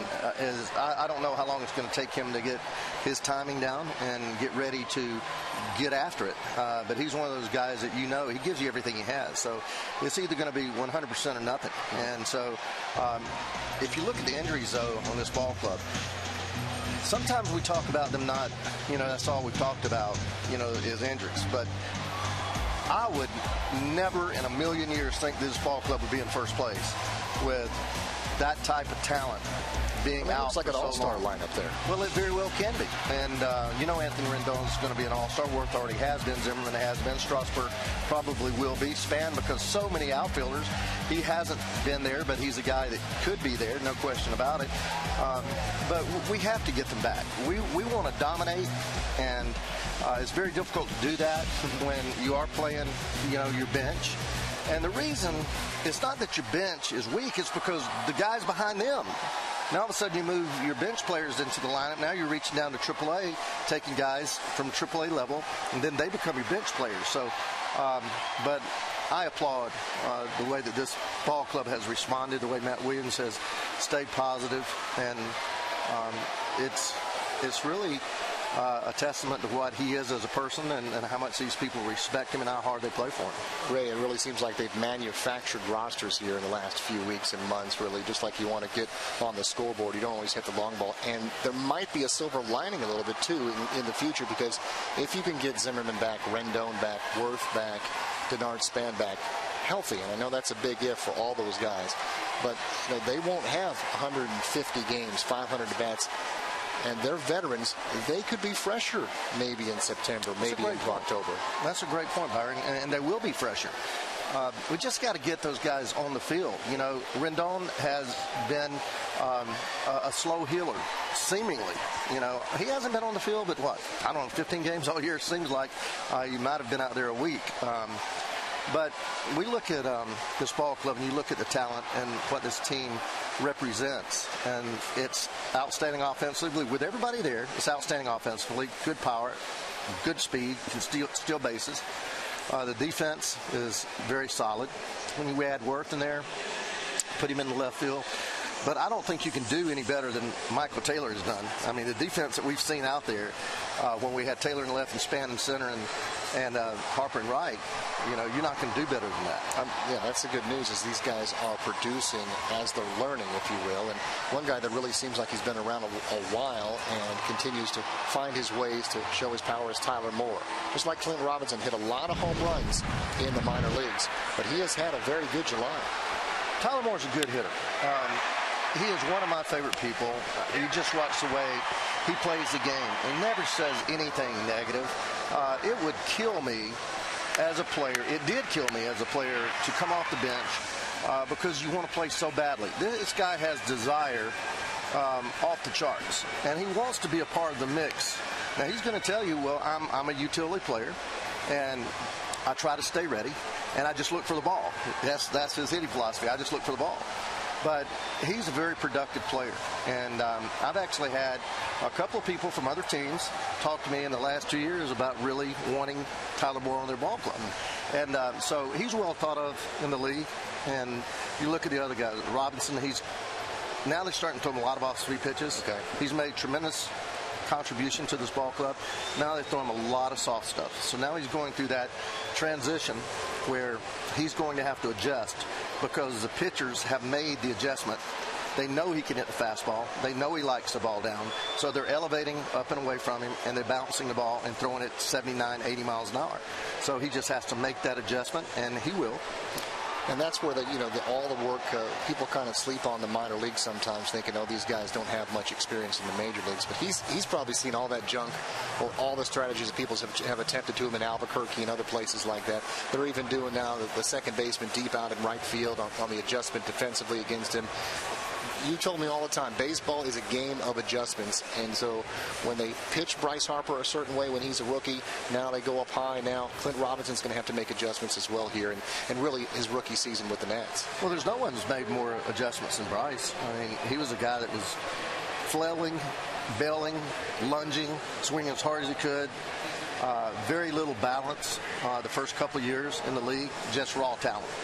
Now he's made the adjustment. He looks for a ball in an area that he can drive. He's very aware how the pitcher changes speeds, whether to use the inside part of the plate or the outside part of the plate. And that is what Clint is going to have to do. He's done it all his life, though. He's done it at a different level. And they're more consistent up here, putting the ball where they want it and throwing it for strikes or throwing pitches that appear to be strikes that go out of the strike zone. There's a lot of guys in the minor leagues that can throw that pitch off speed, but they can't fool you with it. And so the adjustments are quicker in the minor leagues when you're a great bat talent. And he is. He's a very good bat talent. And he's a guy that has contributed mightily and will continue to. All right, we want to update you that WUSA TV is going to go to Hawaii 5-0 right now, and Matson will go to ESPN News with updates every 30 minutes. Going to go there in just a few moments. There's a live shot of the bank of lights and the ones that are out just above the third base line. Dodgers are up 2-1 here in the bottom of the fourth inning, just one out. The Nationals batting when they get the play to resume here. So WUSA going to a Hawaii 5-0, and then Matson going to ESPN News with updates every 30 minutes. A look at the bullpen for the Nationals. We're trying to hang in there. Byron Kerr and Ray Knight with you, looking to get this game back and going. And we saw pictures earlier of Ian Desmond, and you talked to me about adjustments, and we talked about this in Nat's Extra pregame show about the second half. He was batting .211 in the first half, a lot of strikeouts, a lot of flailing swings. Got a chance to be with his family, with his kids, spend some time with him. As I talked about on MassonSports.com, kind of exhale a little bit. What kind of adjustments do you think he's saying in his mind as a veteran to try to be a better hitter in the second half of the season? Well, he's just got to see the ball. He's got to see the ball, try to see it big, slow down a little bit. He just rushes sometimes, and when he does, his swing gets big, and he comes off the ball. All right. Well, once again, WUSA is going to Hawaii 5-0 right now. Matson will go to ESPN News with updates every 30 minutes. It is a bank of lights that are out here at Nationals Park. We'll try to get you back as soon as possible, see if they can wake up. Looks like Gio Gonzalez there taking a little nap. Guys are enjoying themselves. But we're going to get you back to Major League Baseball as soon as we possibly can. Stay tuned to Matson for updates. Dodgers up 2-1 here in the bottom of the fourth inning. A delay and a bank of lights here at Nationals Park. Please stay tuned to this station for updates.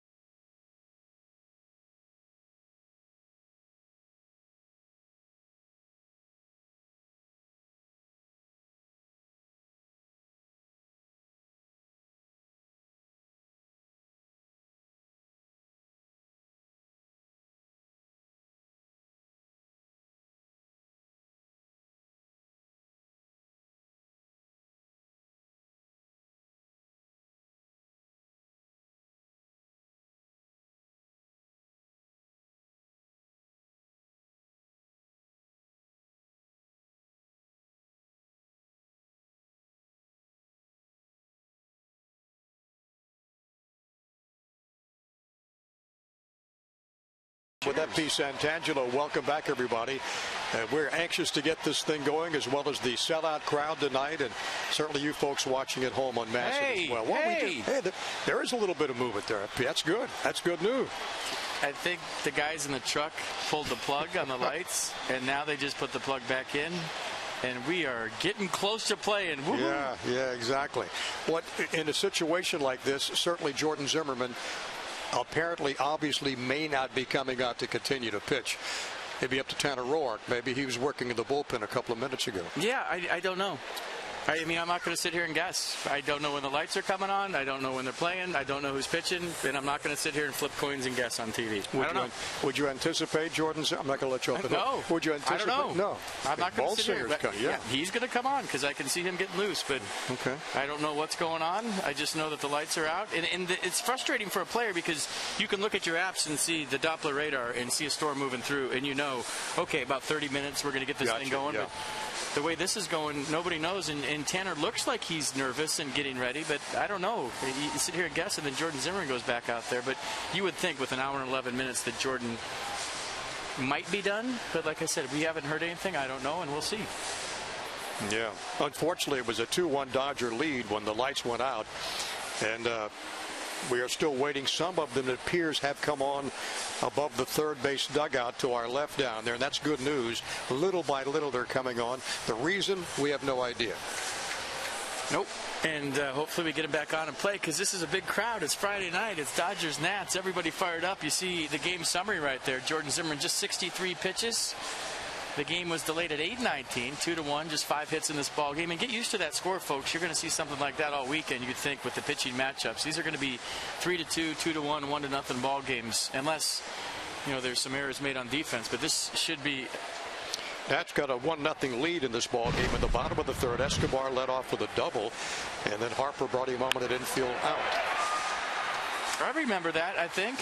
Way back in the third inning, Yunel Escobar kind of hanging curveball. This is where Bolsinger took a tumble.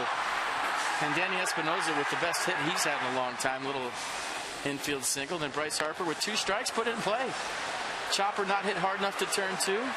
Kendrick gets a force out of second base, and Yunel Escobar scores. That's the Nats run, and Matt Williams waiting for some more right now. And maybe we can get a shot of those lights again and see if they're heating up.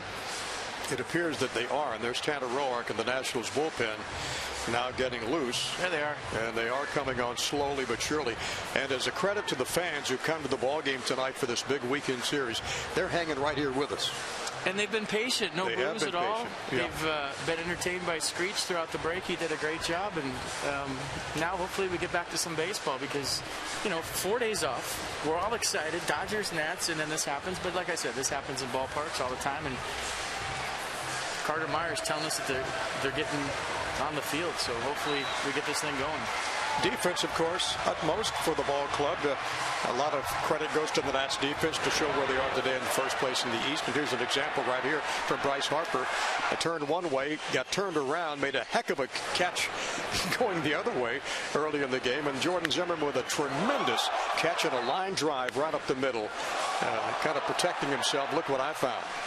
Yeah, that's scary. You talk to pitchers when they get one of those, that'll make your heart skip a beat. And then Tyler Moore in the right place at the right time. So some good defense, as you always see behind Jordan Zimmermann because he works so fast. And you think Tanner Roark get about, what, 10, 15 more pitches and we should be underway. Boy, Tanner Roark in his career, be a starter or be a reliever, some very impressive numbers. And he's been pitching well lately, getting used to whatever role. That's not easy for a guy that's used to being a starter his whole career. You know, in the minor leagues, and then last year won 15 games. And what a luxury is, I always say that Matt Williams gets to go to a 15-game winner in his bullpen anytime he needs. And we have talked over and over again about the mental stability and status of Tanner Roark, the guy that doesn't ever complain about anything. You want me to start? I can spot start. Want me to come out of the bullpen? Fine. I'm not in that 5-man rotation? Okay, but I'll do what you want me to do, and I'll get it done to the best of my ability. So it appears that he will be coming on as the game will resume here, and the Nats getting loosened up to go back to the field. And the Dodgers in the field in the bottom half of this 4th inning. Adrian Gonzalez 2-run homer, the difference in this game. Guys getting loose, Roar getting loose. And we're going to be playing baseball soon, folks.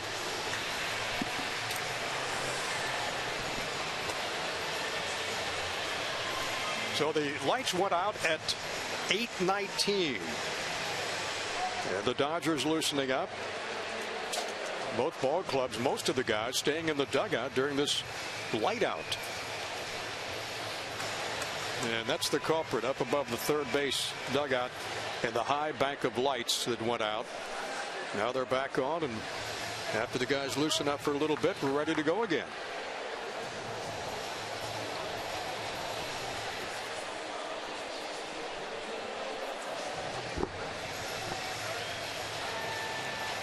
Not a lot of hits in this ball game either. Double from Escobar. A base hit from Danny Espinosa for the Nationals. And that's their 2 hits. And for the Dodgers, leadoff single by Jock Peterson. And a home run by Adrian Gonzalez after Turner walked. I got hit by a pitch. But Robinson, Peterson exchanging some pleasantries. So we're just about set to play baseball. We'll start up in the bottom of the 4th. The Nats at the plate. We'll come back in just a moment. LA with a 2-1 lead over Washington.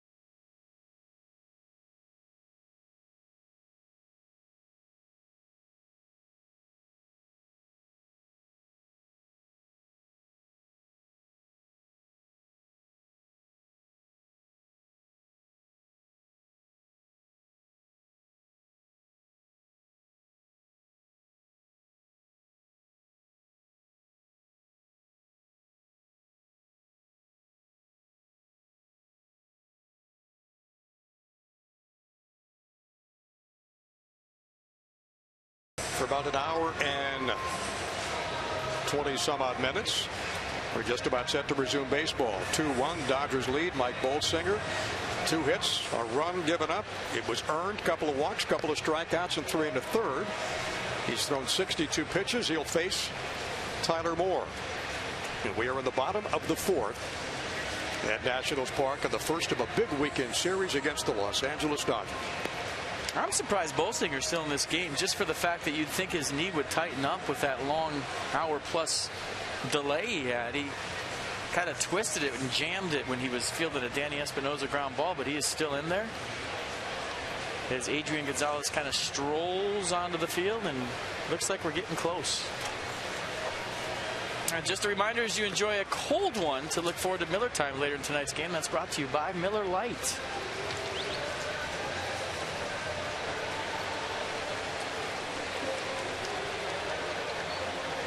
The game stopped at 8:19, about to resume here at 9:39.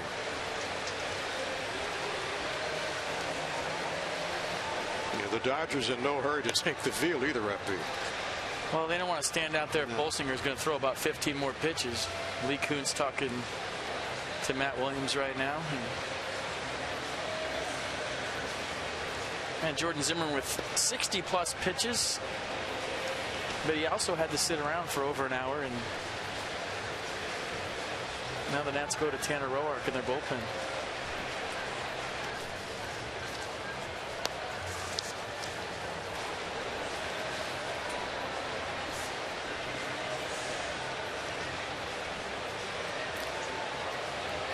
Jordan's night, 4 innings, 3 hits, couple of runs.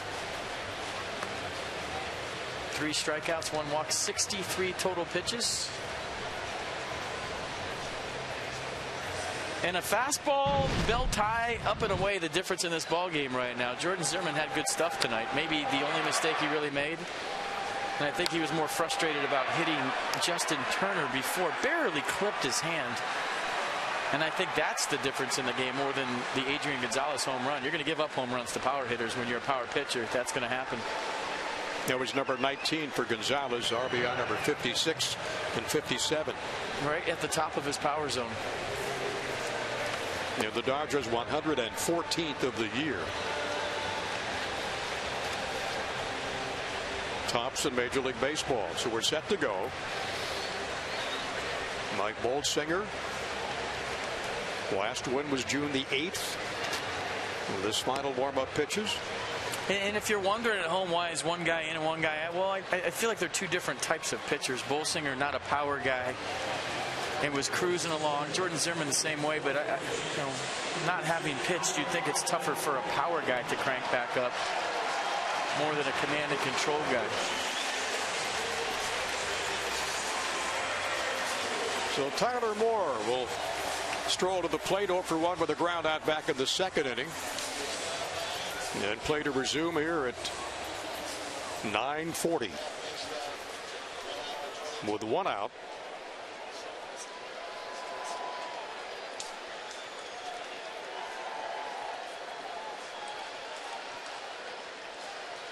Two runs, 3 hits, and an error for the Dodgers. 1 run, 2 hits, no errors for the Nationals. Hey, here we go. 1 hour, 22-minute delay because of the power outage. Another pop down to Gonzalez in foul territory. And he hauls that one in for the 2nd out of the 4th inning. First out very similar, almost the same place. He and Desmond popped up to Adrian Gonzalez.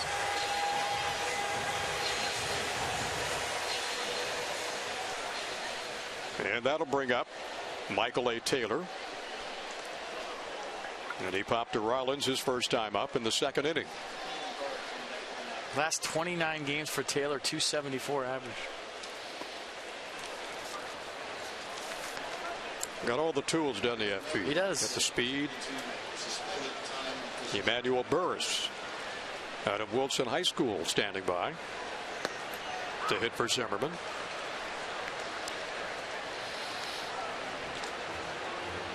And he is thrilled to be in a Washington uniform. Thrilled to be in the big leagues, but he got the bonus plan, getting to come home and play.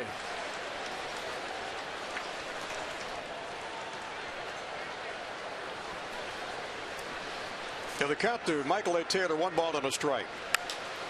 Swinging a high drive to left field. Drifting back is Ethier. He's on the warning track, and he's got it. Didn't quite get all of that from Michael A. Taylor, and that's the end of the 4th for the Nationals. We go to top of inning number 5 with a 2-1 LA lead.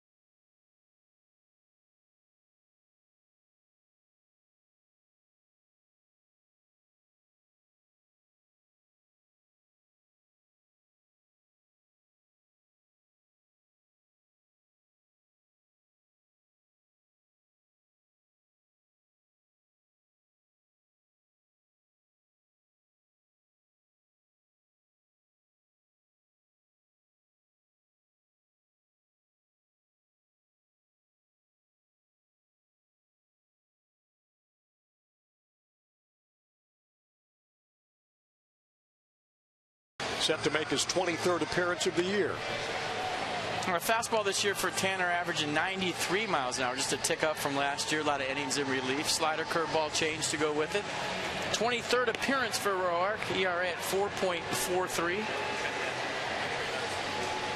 Tanner's walked 11, struck out 31. And opponents hitting 286 off of him.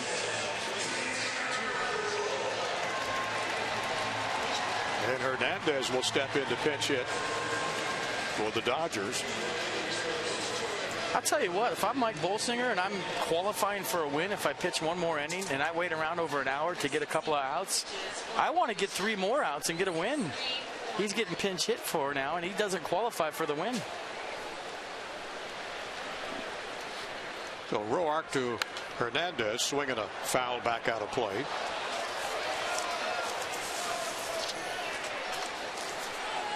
Interesting move by Don Mattingly. Maybe that knee's hurting a little more than we know up here. Yeah, exactly. Hernandez 7 for 30 as a pinch hitter. Make it no balls and 2 strikes on Hernandez.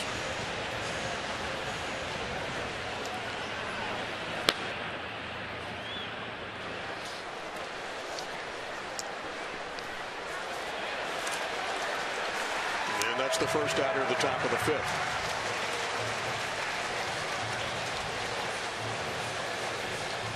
Now back to the Dodgers, top of the order. But Tanner Roark always ready. Pretty good slider right there. Good block by Wilson Ramos.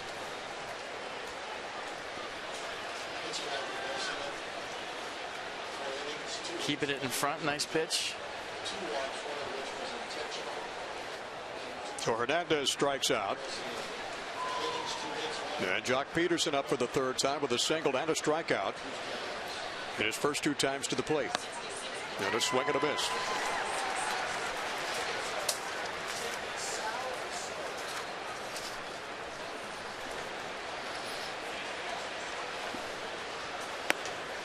And Roark with 94 gets ahead of the count quickly. No balls and 2 strikes to Peterson. 20 home runs before the All-Star break, and a swing and a miss, and he struck out the first 2 that he's faced. Well, Tanner Roark's last outing was in Baltimore, and if you remember, Adam Jones walked him off with a home run. Or I'm sorry, Jonathan Scope walked him off with a home run. But his stuff that night was tremendous. He just left the slider a little bit higher than he would have wanted to, but you saw Wilson Ramos tap his glove in the dirt. He wanted that curveball to bounce. Good execution. Line drive to right. Bryce Harper has a beat on this one. And a quick 1, 2, 3 fit for Tanner Roark. We go to the bottom of number 5. It's 2-1 LA.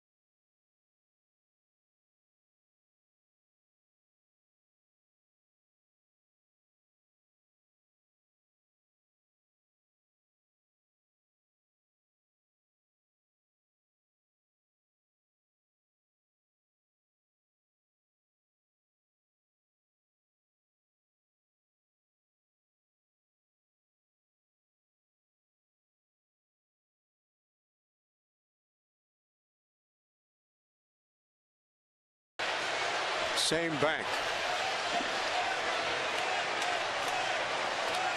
This time at 9:50.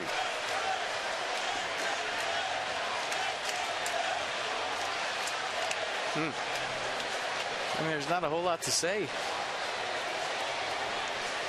Dodger players heading off the field. And the Nats in their dugout.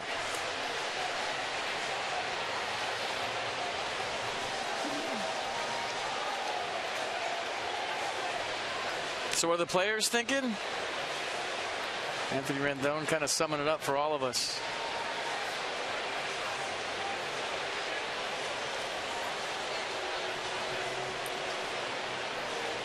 That picture right there needs no explanation. Yeah. Umpire's talking to Don Mattingly right now. I wonder if they're saying, hey, you want to play this game?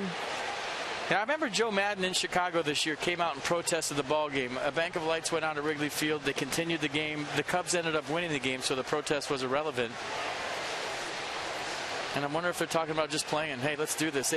I mean, you could play this game. It's not like it's a whole side of the stadium that's out. It's one bank. And this lighting right now, in my opinion, is better than most minor league lighting. But, I mean, there's always the safety issue if you can see the baseball. And you're wondering if Mattingly's saying, okay, let's just play.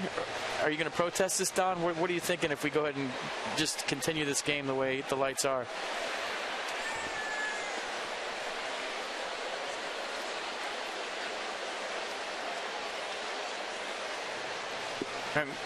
You can only crank up players so many times. And I'm wondering if safety is an issue at this point with pitchers and getting guys hot and getting them into the game. Don Mattingly's taking some pictures with fans right now, so he didn't seem that concerned. Shaking hands with the fans too, yeah. Kissing babies.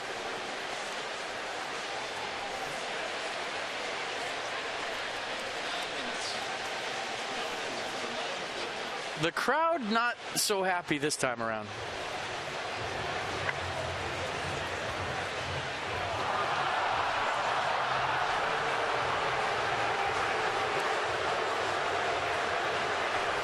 Well, that's before Chenwy Sal could throw a pitch. Chenwy Sal's thinking, these guys don't even know me and they're booing me?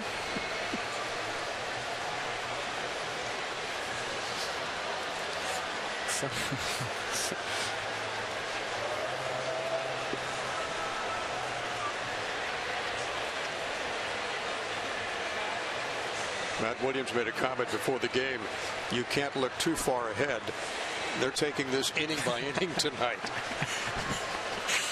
You can look far ahead. You just can't see. You can't see far ahead. It's really not that bad. I mean, FP, on the way up, you played in fields darker than this, didn't you? Yeah, but I wasn't making $25 million a year either. That's true.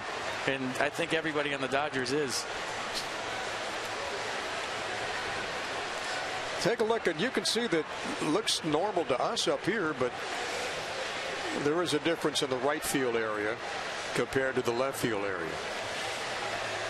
And mostly around the first base and third base lines.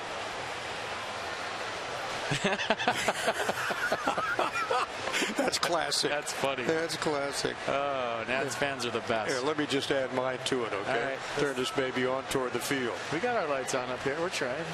Yeah. That's funny. Got a couple of Twitters here. Are you having fun? We're right below you in the semi-darkness. We're trying. I mean, you wait 4 days for baseball. You're just so amped up for this. That's the hard part. Well, this time it went out at 9:50 p.m. So it took an hour and 22 minutes to get the lights back on. So let's see if we can't get this thing back on a little quicker than that. I think they're deciding whether we're calling this or we're playing this. And in my opinion, based on some experience, it's going to be one or the other at this point. I don't know that they're going to wait around again for another hour. It's either I wouldn't think so. We're signing a waiver and we're playing this, or we'll see you tomorrow and continue this. Yeah. Well, as the umpires, Bill Miller, Doug Eddings, Jim Wolf, and Adrian Johnson talk about it, we will take a break. We'll be back to Nationals Park in just a minute.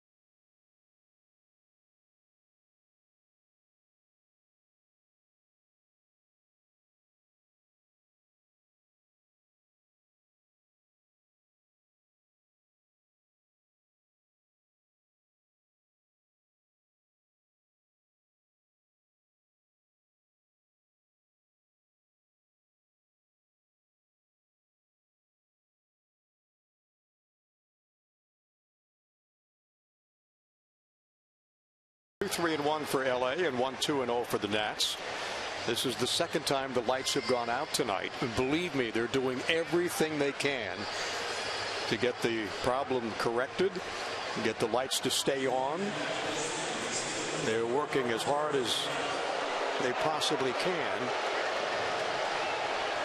because they do want to play baseball. We want you to see it. It's not for lack of effort. In No, the first sir, delay, really. I'm watching electricians run around up here on the 5th floor. They're climbing up on the roof. Everybody trying to get this thing going. Everybody working hard to get everybody back on the field. This is the difference in the lighting. Watch. That's how it looks like full bore. Now the dimmer switch. Yeah. And Matt Williams' reaction. Not happy. Don Mattingly, the Dodger manager. So, yeah. Here we go.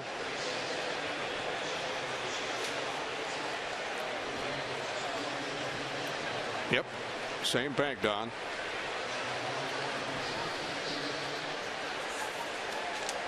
So this delay started at 9:50 about 10 minutes ago.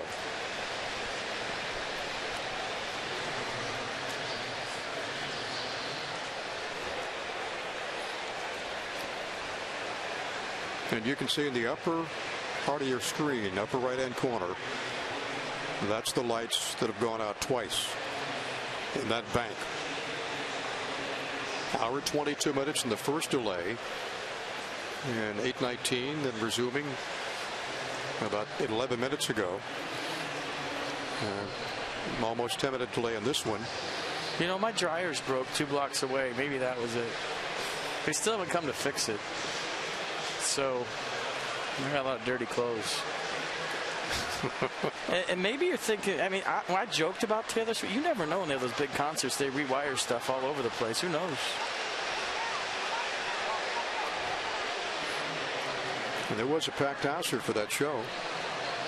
And you can see, you mentioned about the grounds crew FP getting this field ready to go in just a couple of days' notice. The concert was, what, on Tuesday, I think. I think there was a few of them, wasn't there? And they had a lot of work to do to get it back to playing shape, and they've done just that. I did not do my Taylor Swift show prep, and I did not do my electrician show prep for this game tonight. So, of course, Bob Carpenter and Dan Coco having the week end off. They are clairvoyant, those two. I sent them a nasty text, by the way, in the first break that I can't read on TV. Last time Bob decided to take a couple of games off, we almost had a perfect game thrown by Max Scherzer. And now tonight he's off. We got a power outage.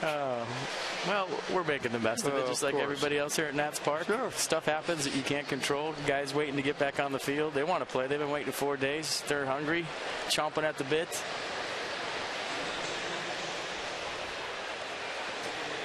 So we'll take another break and we'll come back in just a couple of minutes. 2-1, the Dodgers lead the Nationals in this first game of a 3-game series at Nationals Park.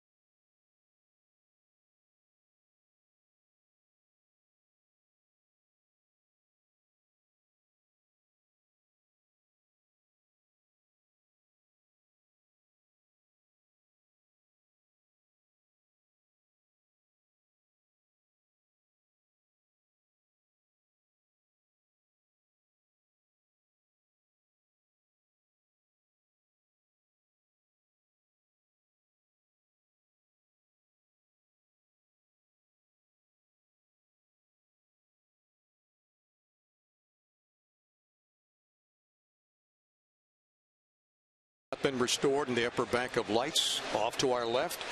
One of the problems in making sure you get the game in, the Nationals go to LA for 3, August the 10th, the 11th, and the 12th. They don't stay around. They don't play here again. That's the next time we'll face Los Angeles out there.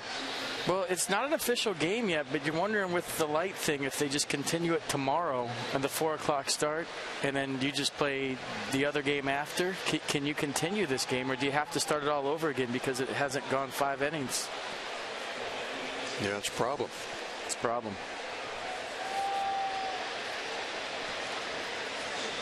Maybe Don Mattingly and Matt Williams want to get this thing in enough innings to have it an official game. But play stopped here in the bottom of the 5th inning with a 2-1 lead for Los Angeles. And the devoted National fans hanging right with us. They are here and anxiously awaiting the start of this game. Players still in the dugout, so we'll just figure that they're trying to fix the problem. We haven't gotten any word. Nats fans very, very patient. Ian Desmond.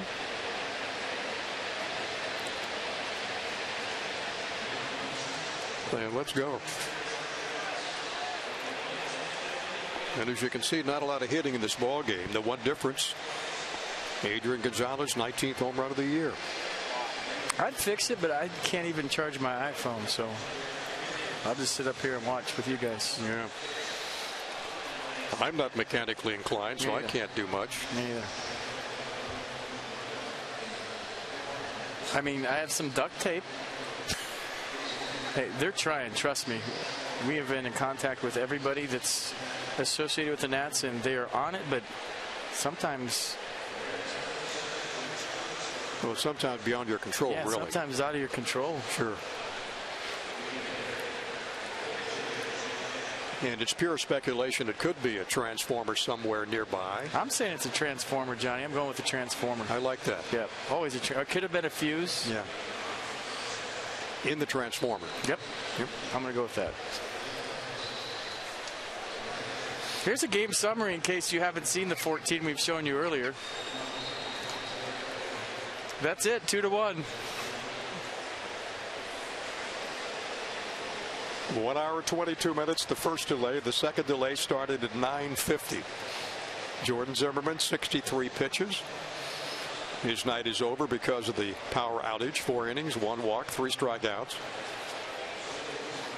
Mike Bolsinger's night is over as well. 66 pitches, 4 innings, a couple of walks, 2 strikeouts, and 2 hits allowed. So we'll see if we can't get some information from Byron Kerr down around the Nationals dugout when we come back. Dodgers 2, the Nationals 1, and a second power outage here at Nationals Park. We're coming right back after this.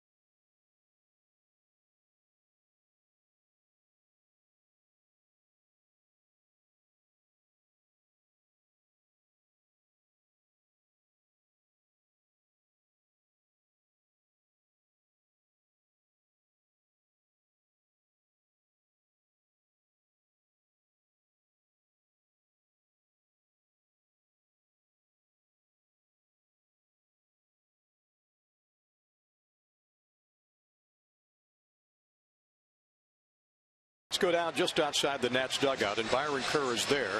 We're kind of like FP and I here in the ballpark. Most of the fans kind of in the dark. Maybe you can fill us in a little bit about what you may have heard about the possibility of this thing resuming soon.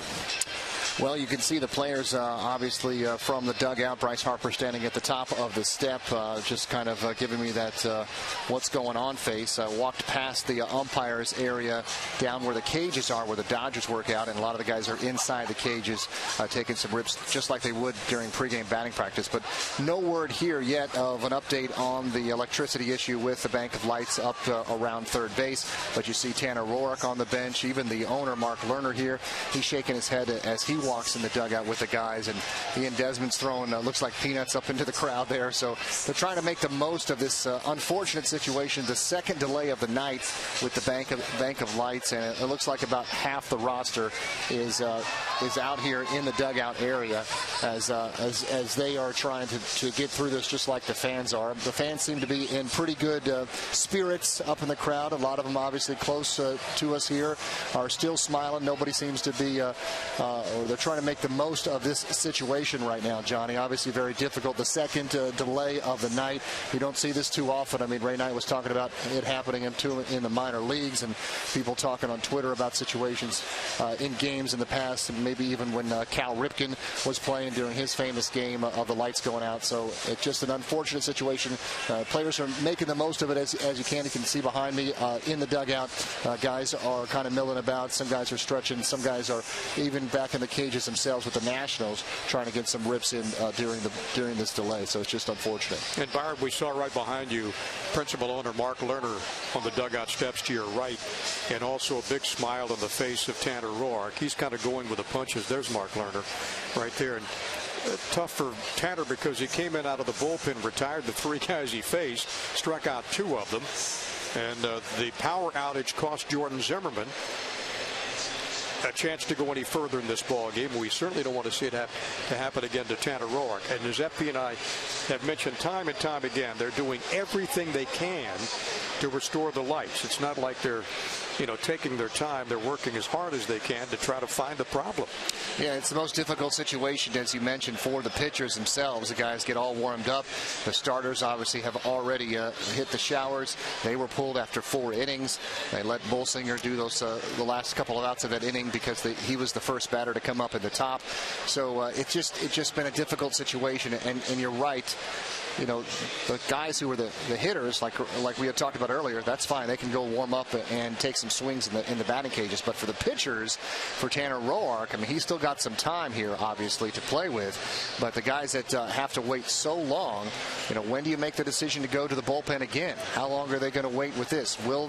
If they can't get the lights to be fixed tonight, will they have a day-night doubleheader or play 2 games in the daytime tomorrow so they don't have to worry about the lighting situation?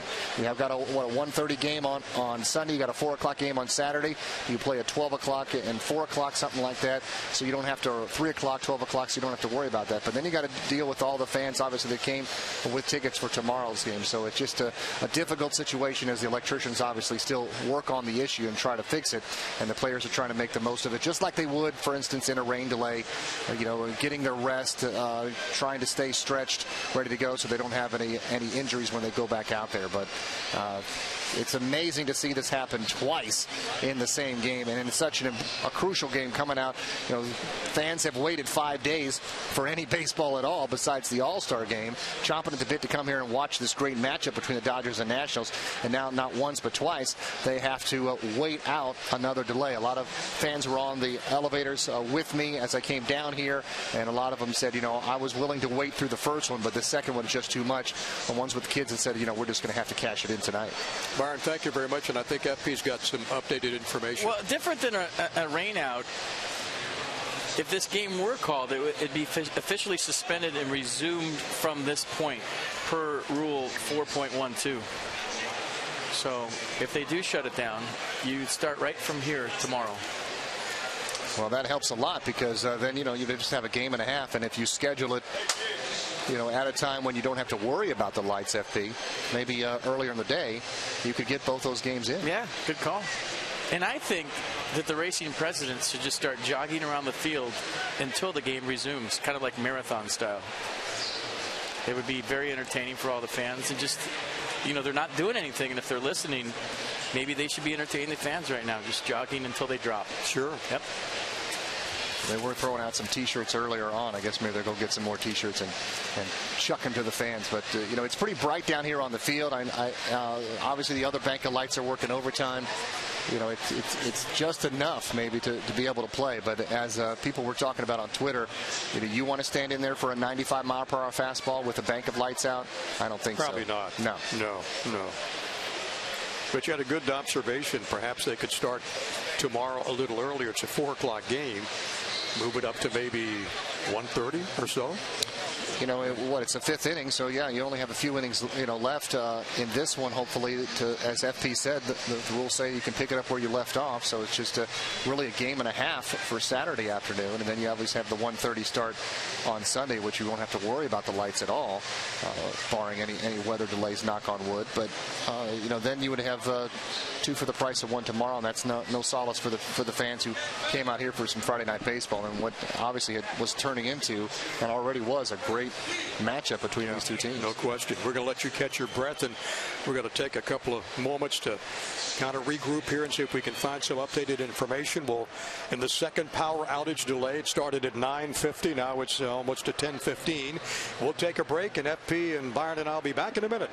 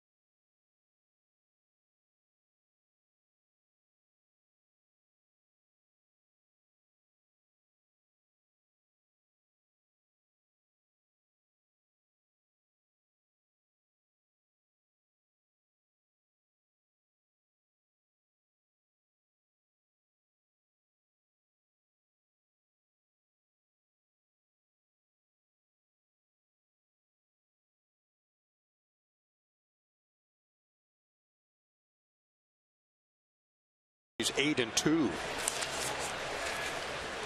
And the earned run average of those guys are both criminal. 1.39 for Greinke and Scherzer with a 2.11. If you're just tuning us in tonight, it's the bottom of the 5th. We're in the second power outage. First one at 8:19, lasted 1 hour 22 minutes. Got a couple of batters to the plate, then another one hit at 9:50. And here it is 20 minutes after 10, and we're still trying to get all the lights slowly back on. To continue this in the bottom of the 5th with the Dodgers up 2-1. I'm filled out, partner. I don't know about you. I want to see some baseball. It looks like we're going to get some baseball. Just the two banks to the left field foul pole side are still off, and they don't look like they're firing up. But the way I'm looking at it, let's do this. You can play with this, can't you? Sure. Yeah, I think so, but I don't. Like I said before, I know that Joe Madden protested a game this year in Chicago where there was a bank of lights out, and I don't, it's such a big series. I think they want it to be just right. Yeah, exactly. Go back out there. I know the fans on Twitter is let's get out there and play, and I totally understand that, but you don't want to risk injury to any of your players if you're Don Mattingly or Matt Williams. You don't. When you're used to playing, regardless, the lighting's better than high school, the lighting's better than the minor leagues, but if you're used to playing one way as a major leaguer, then all of a sudden the lights are out and somebody gets hurt or it compromises the integrity of the game. That's why the managers don't want to play, and I know fans don't want to hear it. I'm just trying to explain what they're thinking down there. And you can bet your last dollar that both Matt Williams and Don Mattingly feel exactly the same way. Not worth it to risk an injury to anybody. So the Nats remain in their dugout. The Dodgers in theirs. Tanner Roark came in, struck out 2 of the 3 batters he faced. Can we get Byron up to that bank of lights to hold the plug in so that we can play? I mean, he's been everywhere tonight. He's done a wonderful job. Pre-game set, booth, down the dugout. Now, Byron, we need you up there to hold the plug in. Quickly. Let's go hustle up. Yeah. You got Screech to escort you up there. So while they're working the lights and appears like they are slowly coming back on, we will take another break. And FP and I'll be back to Nationals Park after this.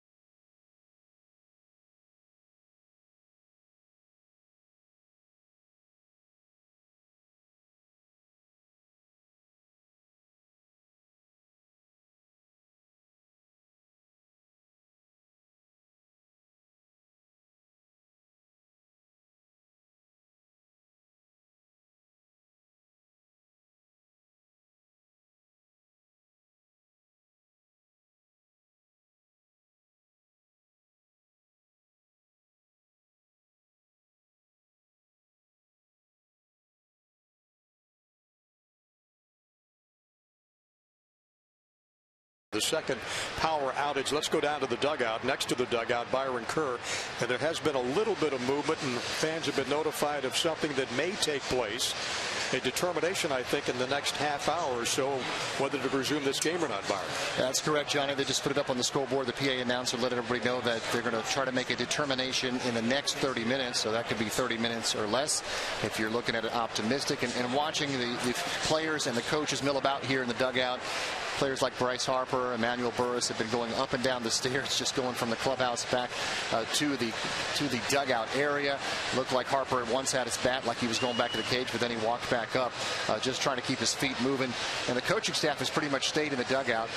A classic scenario I've seen going back and forth is one time Tanner Roark came up the stairs. He looked up at the bank of lights, looked at the field, and said, "We could play it." You know, as if there's enough light for him to be able to throw. And as we look up right now, the bank of lights are fully illuminated, the ones that were the problem between home plate and third base. So I think they're probably wanting to keep them on for a little while now, because last time obviously they went back out and played only 9 minutes. So maybe that's probably part of the reasoning for a determination in the next 30 minutes, Johnny, is they're just running a test right now to see if the lights will stay on for more than the 9 minutes they did in the run of play of the fifth inning.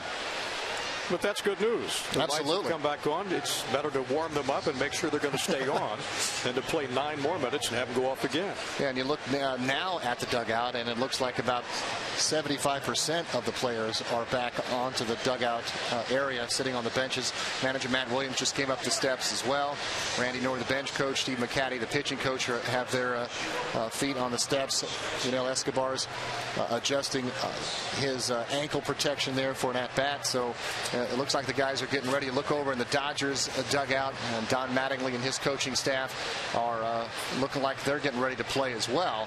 So it's all positive news here. And when you're down here on the field and you see the bank of lights on, you can really see the difference now with them at 100%. And hopefully they stay on for 10 or 15, 20 minutes here and don't shut off again. But Tanner Roark now has stepped up to the second step right in front of us here in the dugout. He's talking with Steve McCatty and with Matt Williams. And, you know, as I said just a moment ago, he was pumped up, ready to go back out, and the lights weren't even at 100%. So he's ready to go. Thank you, Byron. And FP had mentioned earlier about that rule, baseball rule 412, stating that a game, if it's called because of light problems, would pick up at this point if they're to delay and play it till tomorrow. Let's take a look at that rule. Game shall become a suspended game that must be completed at a future date if the game is terminated for any of the following reasons: light failure or malfunction of a mechanical field device under control of the home club. Mechanical field device shall include automatic tarp or water removal equipment. Amanda Comack, head of Nats PR, just made the announcement that the game will resume shortly. So here we go. Yeah. And she did a fine job of announcing it, by the way. She's the best. I mean, I got nothing else. Yeah. Until there's Mike Rizzo, Matt Williams. Weird night. I mean, it's almost like Byron Kerr's Jim Cantori reporting about a hurricane down the dugout. I mean, he's done a great job tonight. And here we go. Baseball, pitcher, mound, lights. Well, he gets the gold star, Matt. He worked the pregame with Ray, came up here for a while with us down there. Only thing he hasn't done is go up there on the catwalk. On the catwalk. We need Ray on the catwalk. Yep. But that's okay. Back on the mound goes the Dodgers reliever, Chin-Wei Sao. And he will loosen up and take as many tosses as necessary. Just a strange night, huh? Oh, my goodness. You look at the weather, you're like, all right. No rain delays tonight. Guys are going to get to go out there and play 9, and then some things you just can't control. Weird.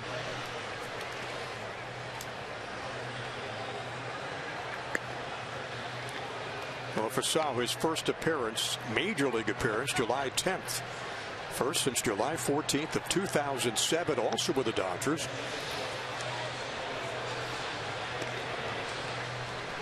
Two and one with 21 games for AAA Oklahoma City.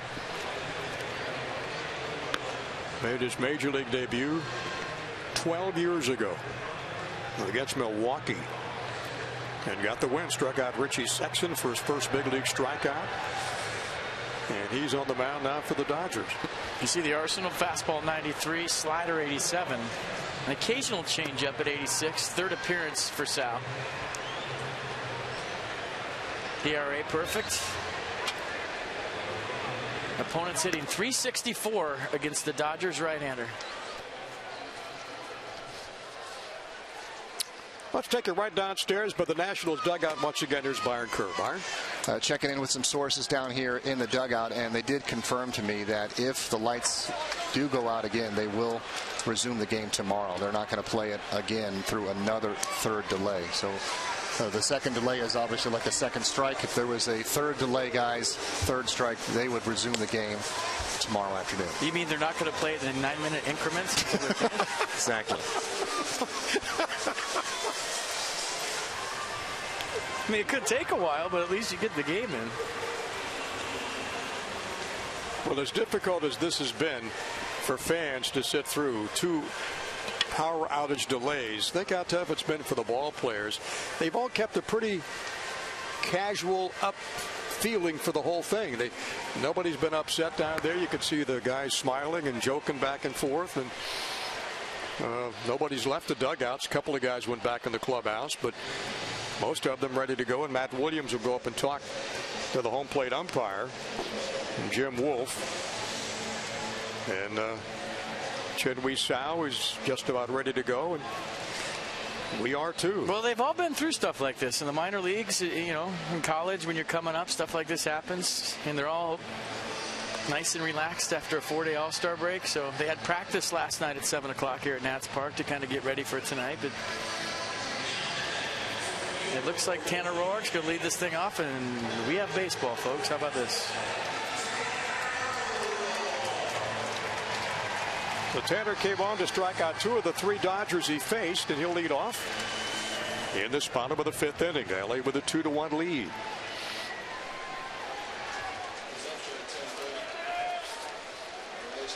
And the delay started at 9:50, and this first pitch at 10:30.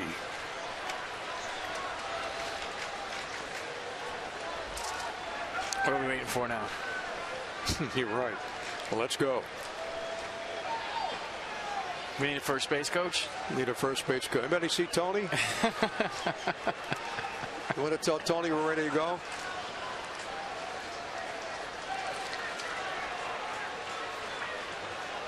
Bizarre night. Bizarre night at Nats. I mean, I can't put it any other way. I'd be lying to you guys at home if I did. This kind of tops it. Here we go. Standing ovation for Tony Tarasco.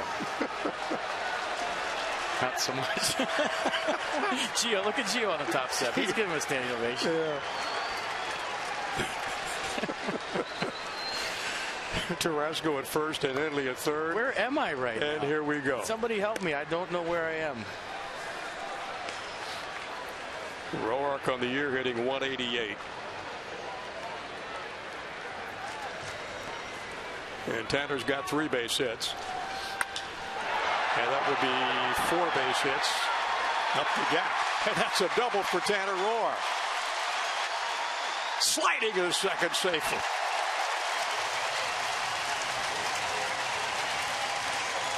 How a way to start the inning. Standing ovation again from Gio Gonzalez on the top step. And once again, folks, I don't know where I'm at. The lights are out, pitchers hitting doubles. And how about that swing by Tanner Roark? He was ready. A little bolt to the gap, and in a 2-1 game, a leadoff double for Tanner Roark. And how about Yunel Escobar now? The perfect man, the right spot to move Tanner Roark at least to third base. Nice and that's swing. Roark's second double of the season. So he's down at second base in scoring position. We go to the top of the Nats order. Yunel Escobar, then Espinosa, then Bryce Harper. And the pitch. Squares up to Butt and takes it in there for a strike. Escobar doubled in the third inning, scored the Nats' only run. They're trailing 2-1. And Chin-Wei Sao on the mound for the Dodgers. And a swing and a high fly ball to left field. That's going back, and it is gone. Home run for Escobar. 2-run shot, and the Nationals lead it. Rally power outage. Mark it down. RPO.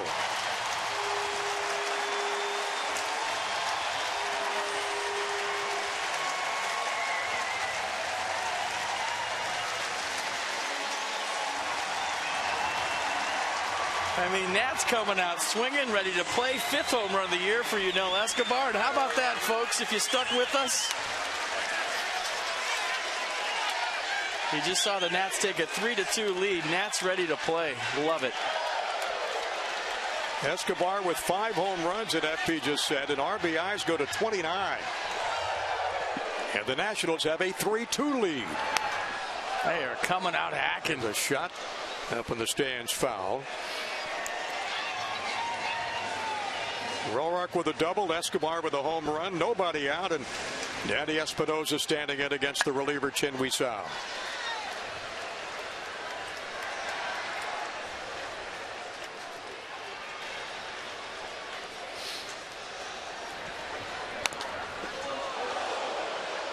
And the count quickly goes to no balls and 2 strikes.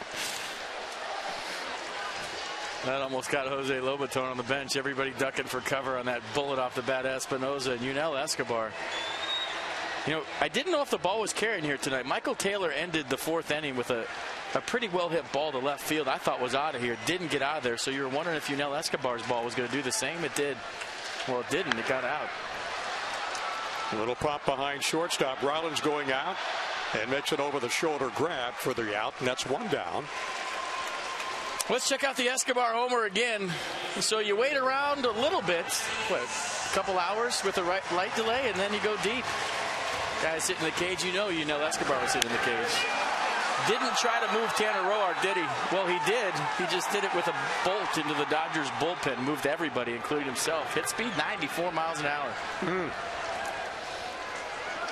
So well worth the wait of over 2 hours in power outage delays.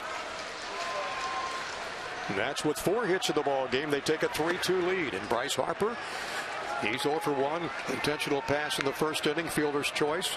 Got the RBI in the 3rd to score Escobar.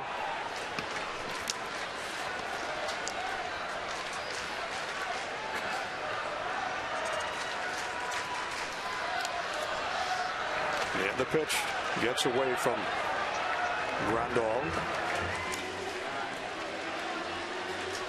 Let's go deep inside the number. Most home runs this season by somebody 23 years old or younger. Check that out. That's a pretty impressive ball club. The game is in good hands, folks. All 5 of those guys are studs. Yeah, 2 of those guys in this game tonight with 46 combined. 26 and 20, Harper and Peterson.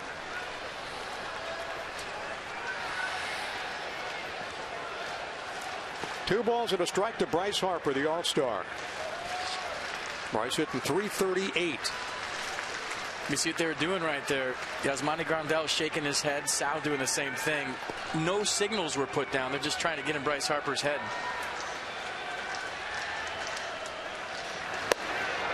And why do they do that as a hitter? You're up there and you're wondering, why is he shaking? Why is he shaking? Was he shaking too? But Grandal didn't put down a sign. And he was shaking his head, and that was telling Sal to shake his head too.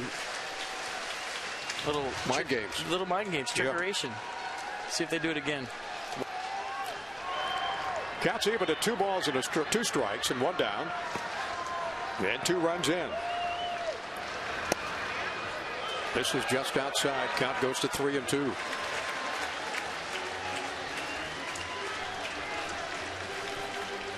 Tonight's the start of a long road trip for the Dodgers and a 6-game homestand for Washington.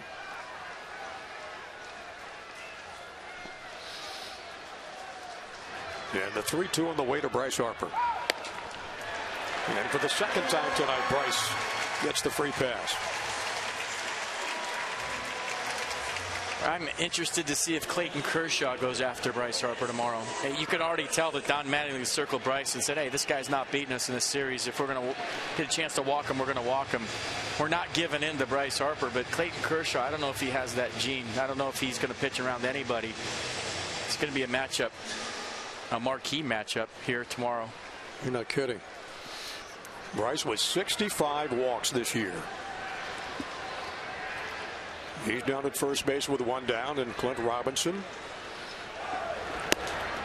Yeah, that cleanup spot tonight, struck out and walked himself. Average at 273. He's driven in 15 runs and scored 25.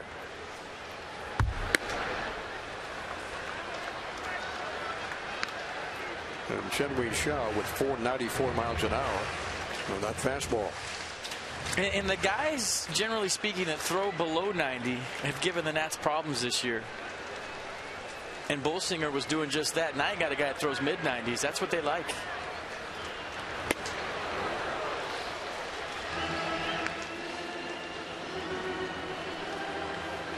The last win for Sal was July 10th against Milwaukee.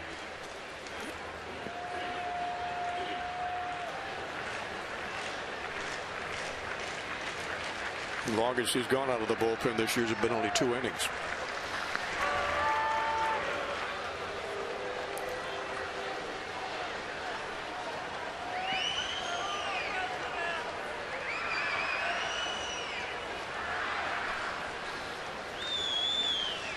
Harper will lead at first. And Robinson makes a call strike at the inside part of the plate. Well, you never see Clint Robinson argue ever. He didn't like that call one bit.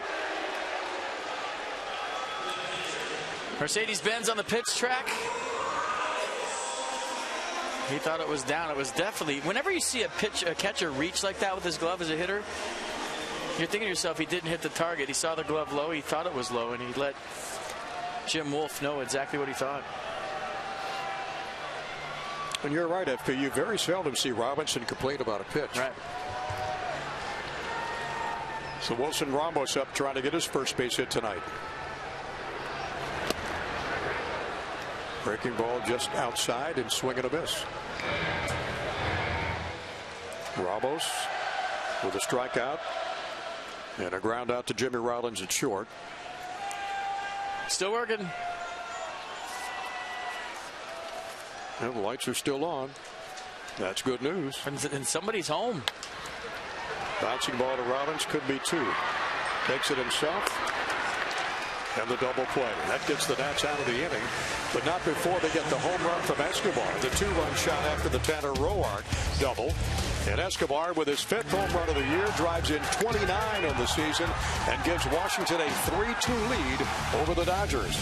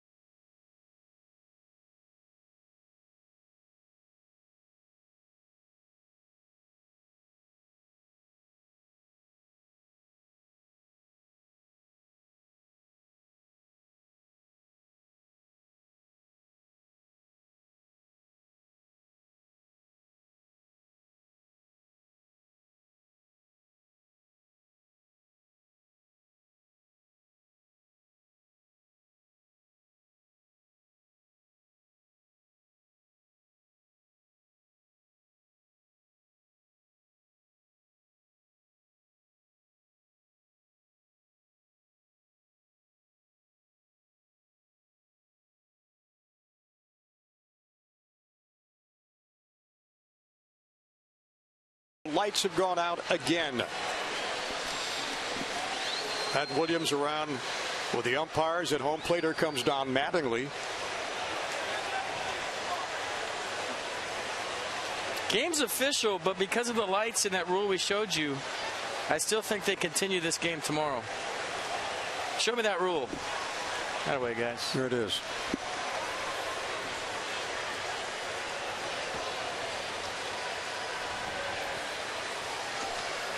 All right, so this will be continued here tomorrow. They said if it goes out one more time, that's it. So we've seen this one before tonight. They tried to fix it, but obviously it's just not holding.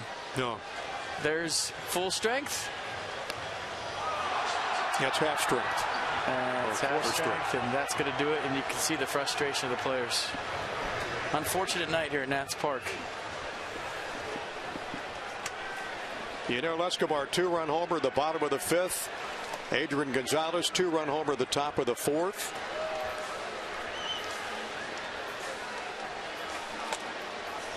And the Dodger bullpen emptying, the Nationals bullpen emptying. That's going to be it. It's a ball game, folks. Yeah. See you tomorrow. And that's the culprit right there. A weird night. Weird. Don Manley looking at his bench. What does he say? That's it? Shutter. Yep. Shut it down, take it to the house. See you tomorrow. Now the question still remains, what time tomorrow? 4 o'clock start for the regularly scheduled game. And we will find out, and we'll stay with you until we know what time this game is going to be resumed tomorrow.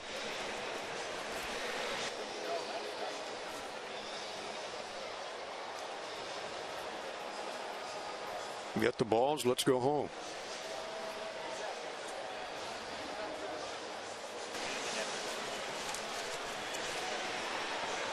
Not so unfortunate too, FP, with all the fans here tonight. Sellout crowd. And some things you just can't control, but Friday night's always the best night at Nats Park. It's electric in this place, so to speak.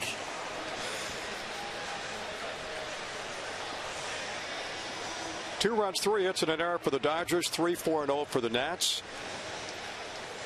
Over 2 hours and 2 minutes of delays because of the power problems.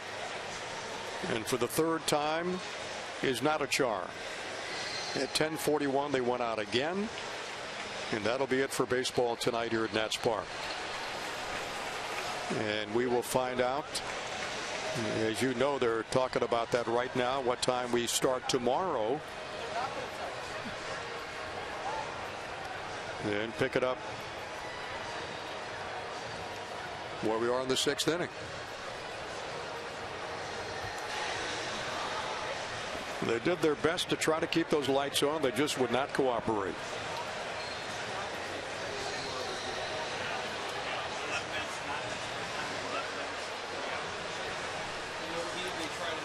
Yeah, not much anybody can do about it.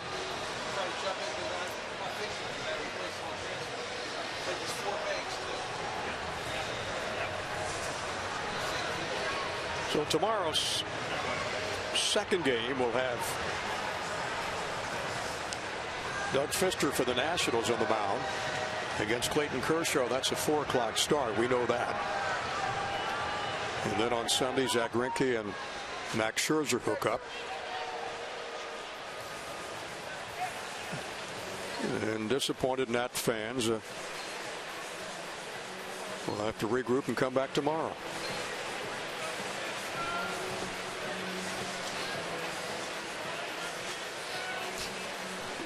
But as FP mentioned, I'm going to have you mention it one more time. What do you want me to mention, Johnny? It's been a very unusual evening, to say the least.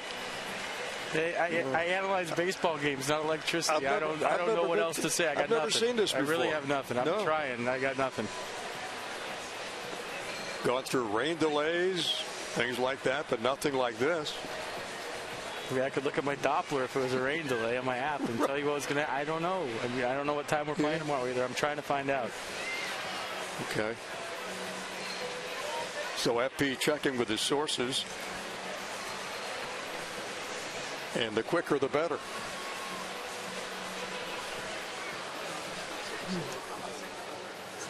Yeah. still no official announcement yet as to what time they're going to pick up this tomorrow. How long does the national TV window tomorrow has the effect when they can start the game?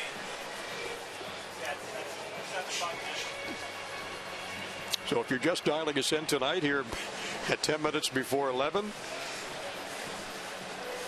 the Nets got a run of the third. It took a 1-0 lead, and Harper's ground out the second, scoring Yanel Escobar.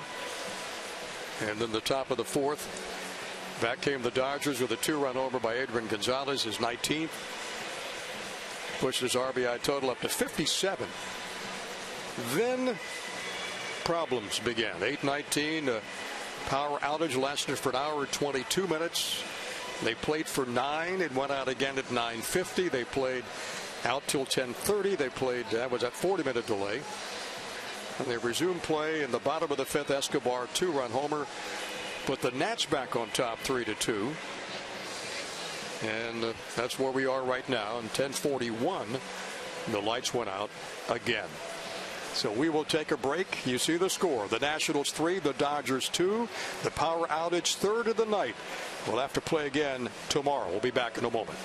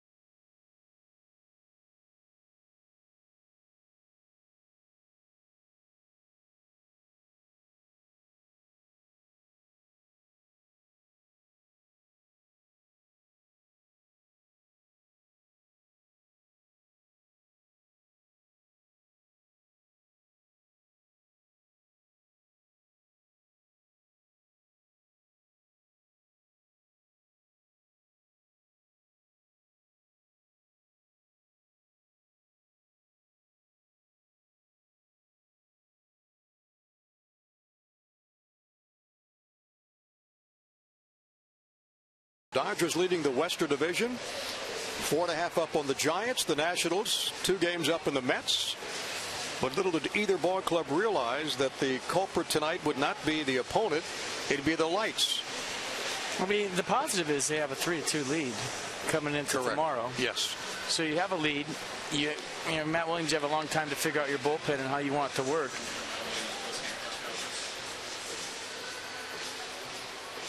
I'm wondering if Nats fans know that the game has been called, because there's still a lot of fans at the ballpark kind of lingering around. You know, I would imagine those fans that are still here are not aware of that. I don't think we heard an announcement here in the ballpark. Now here comes the announcement. Yeah. Game suspended because of a power failure. Hold on to your tickets. And they are trying to make a determination as to what time the game will start tomorrow. And it's anybody's guess as to when that announcement will come. Hopefully soon, before we go off the air.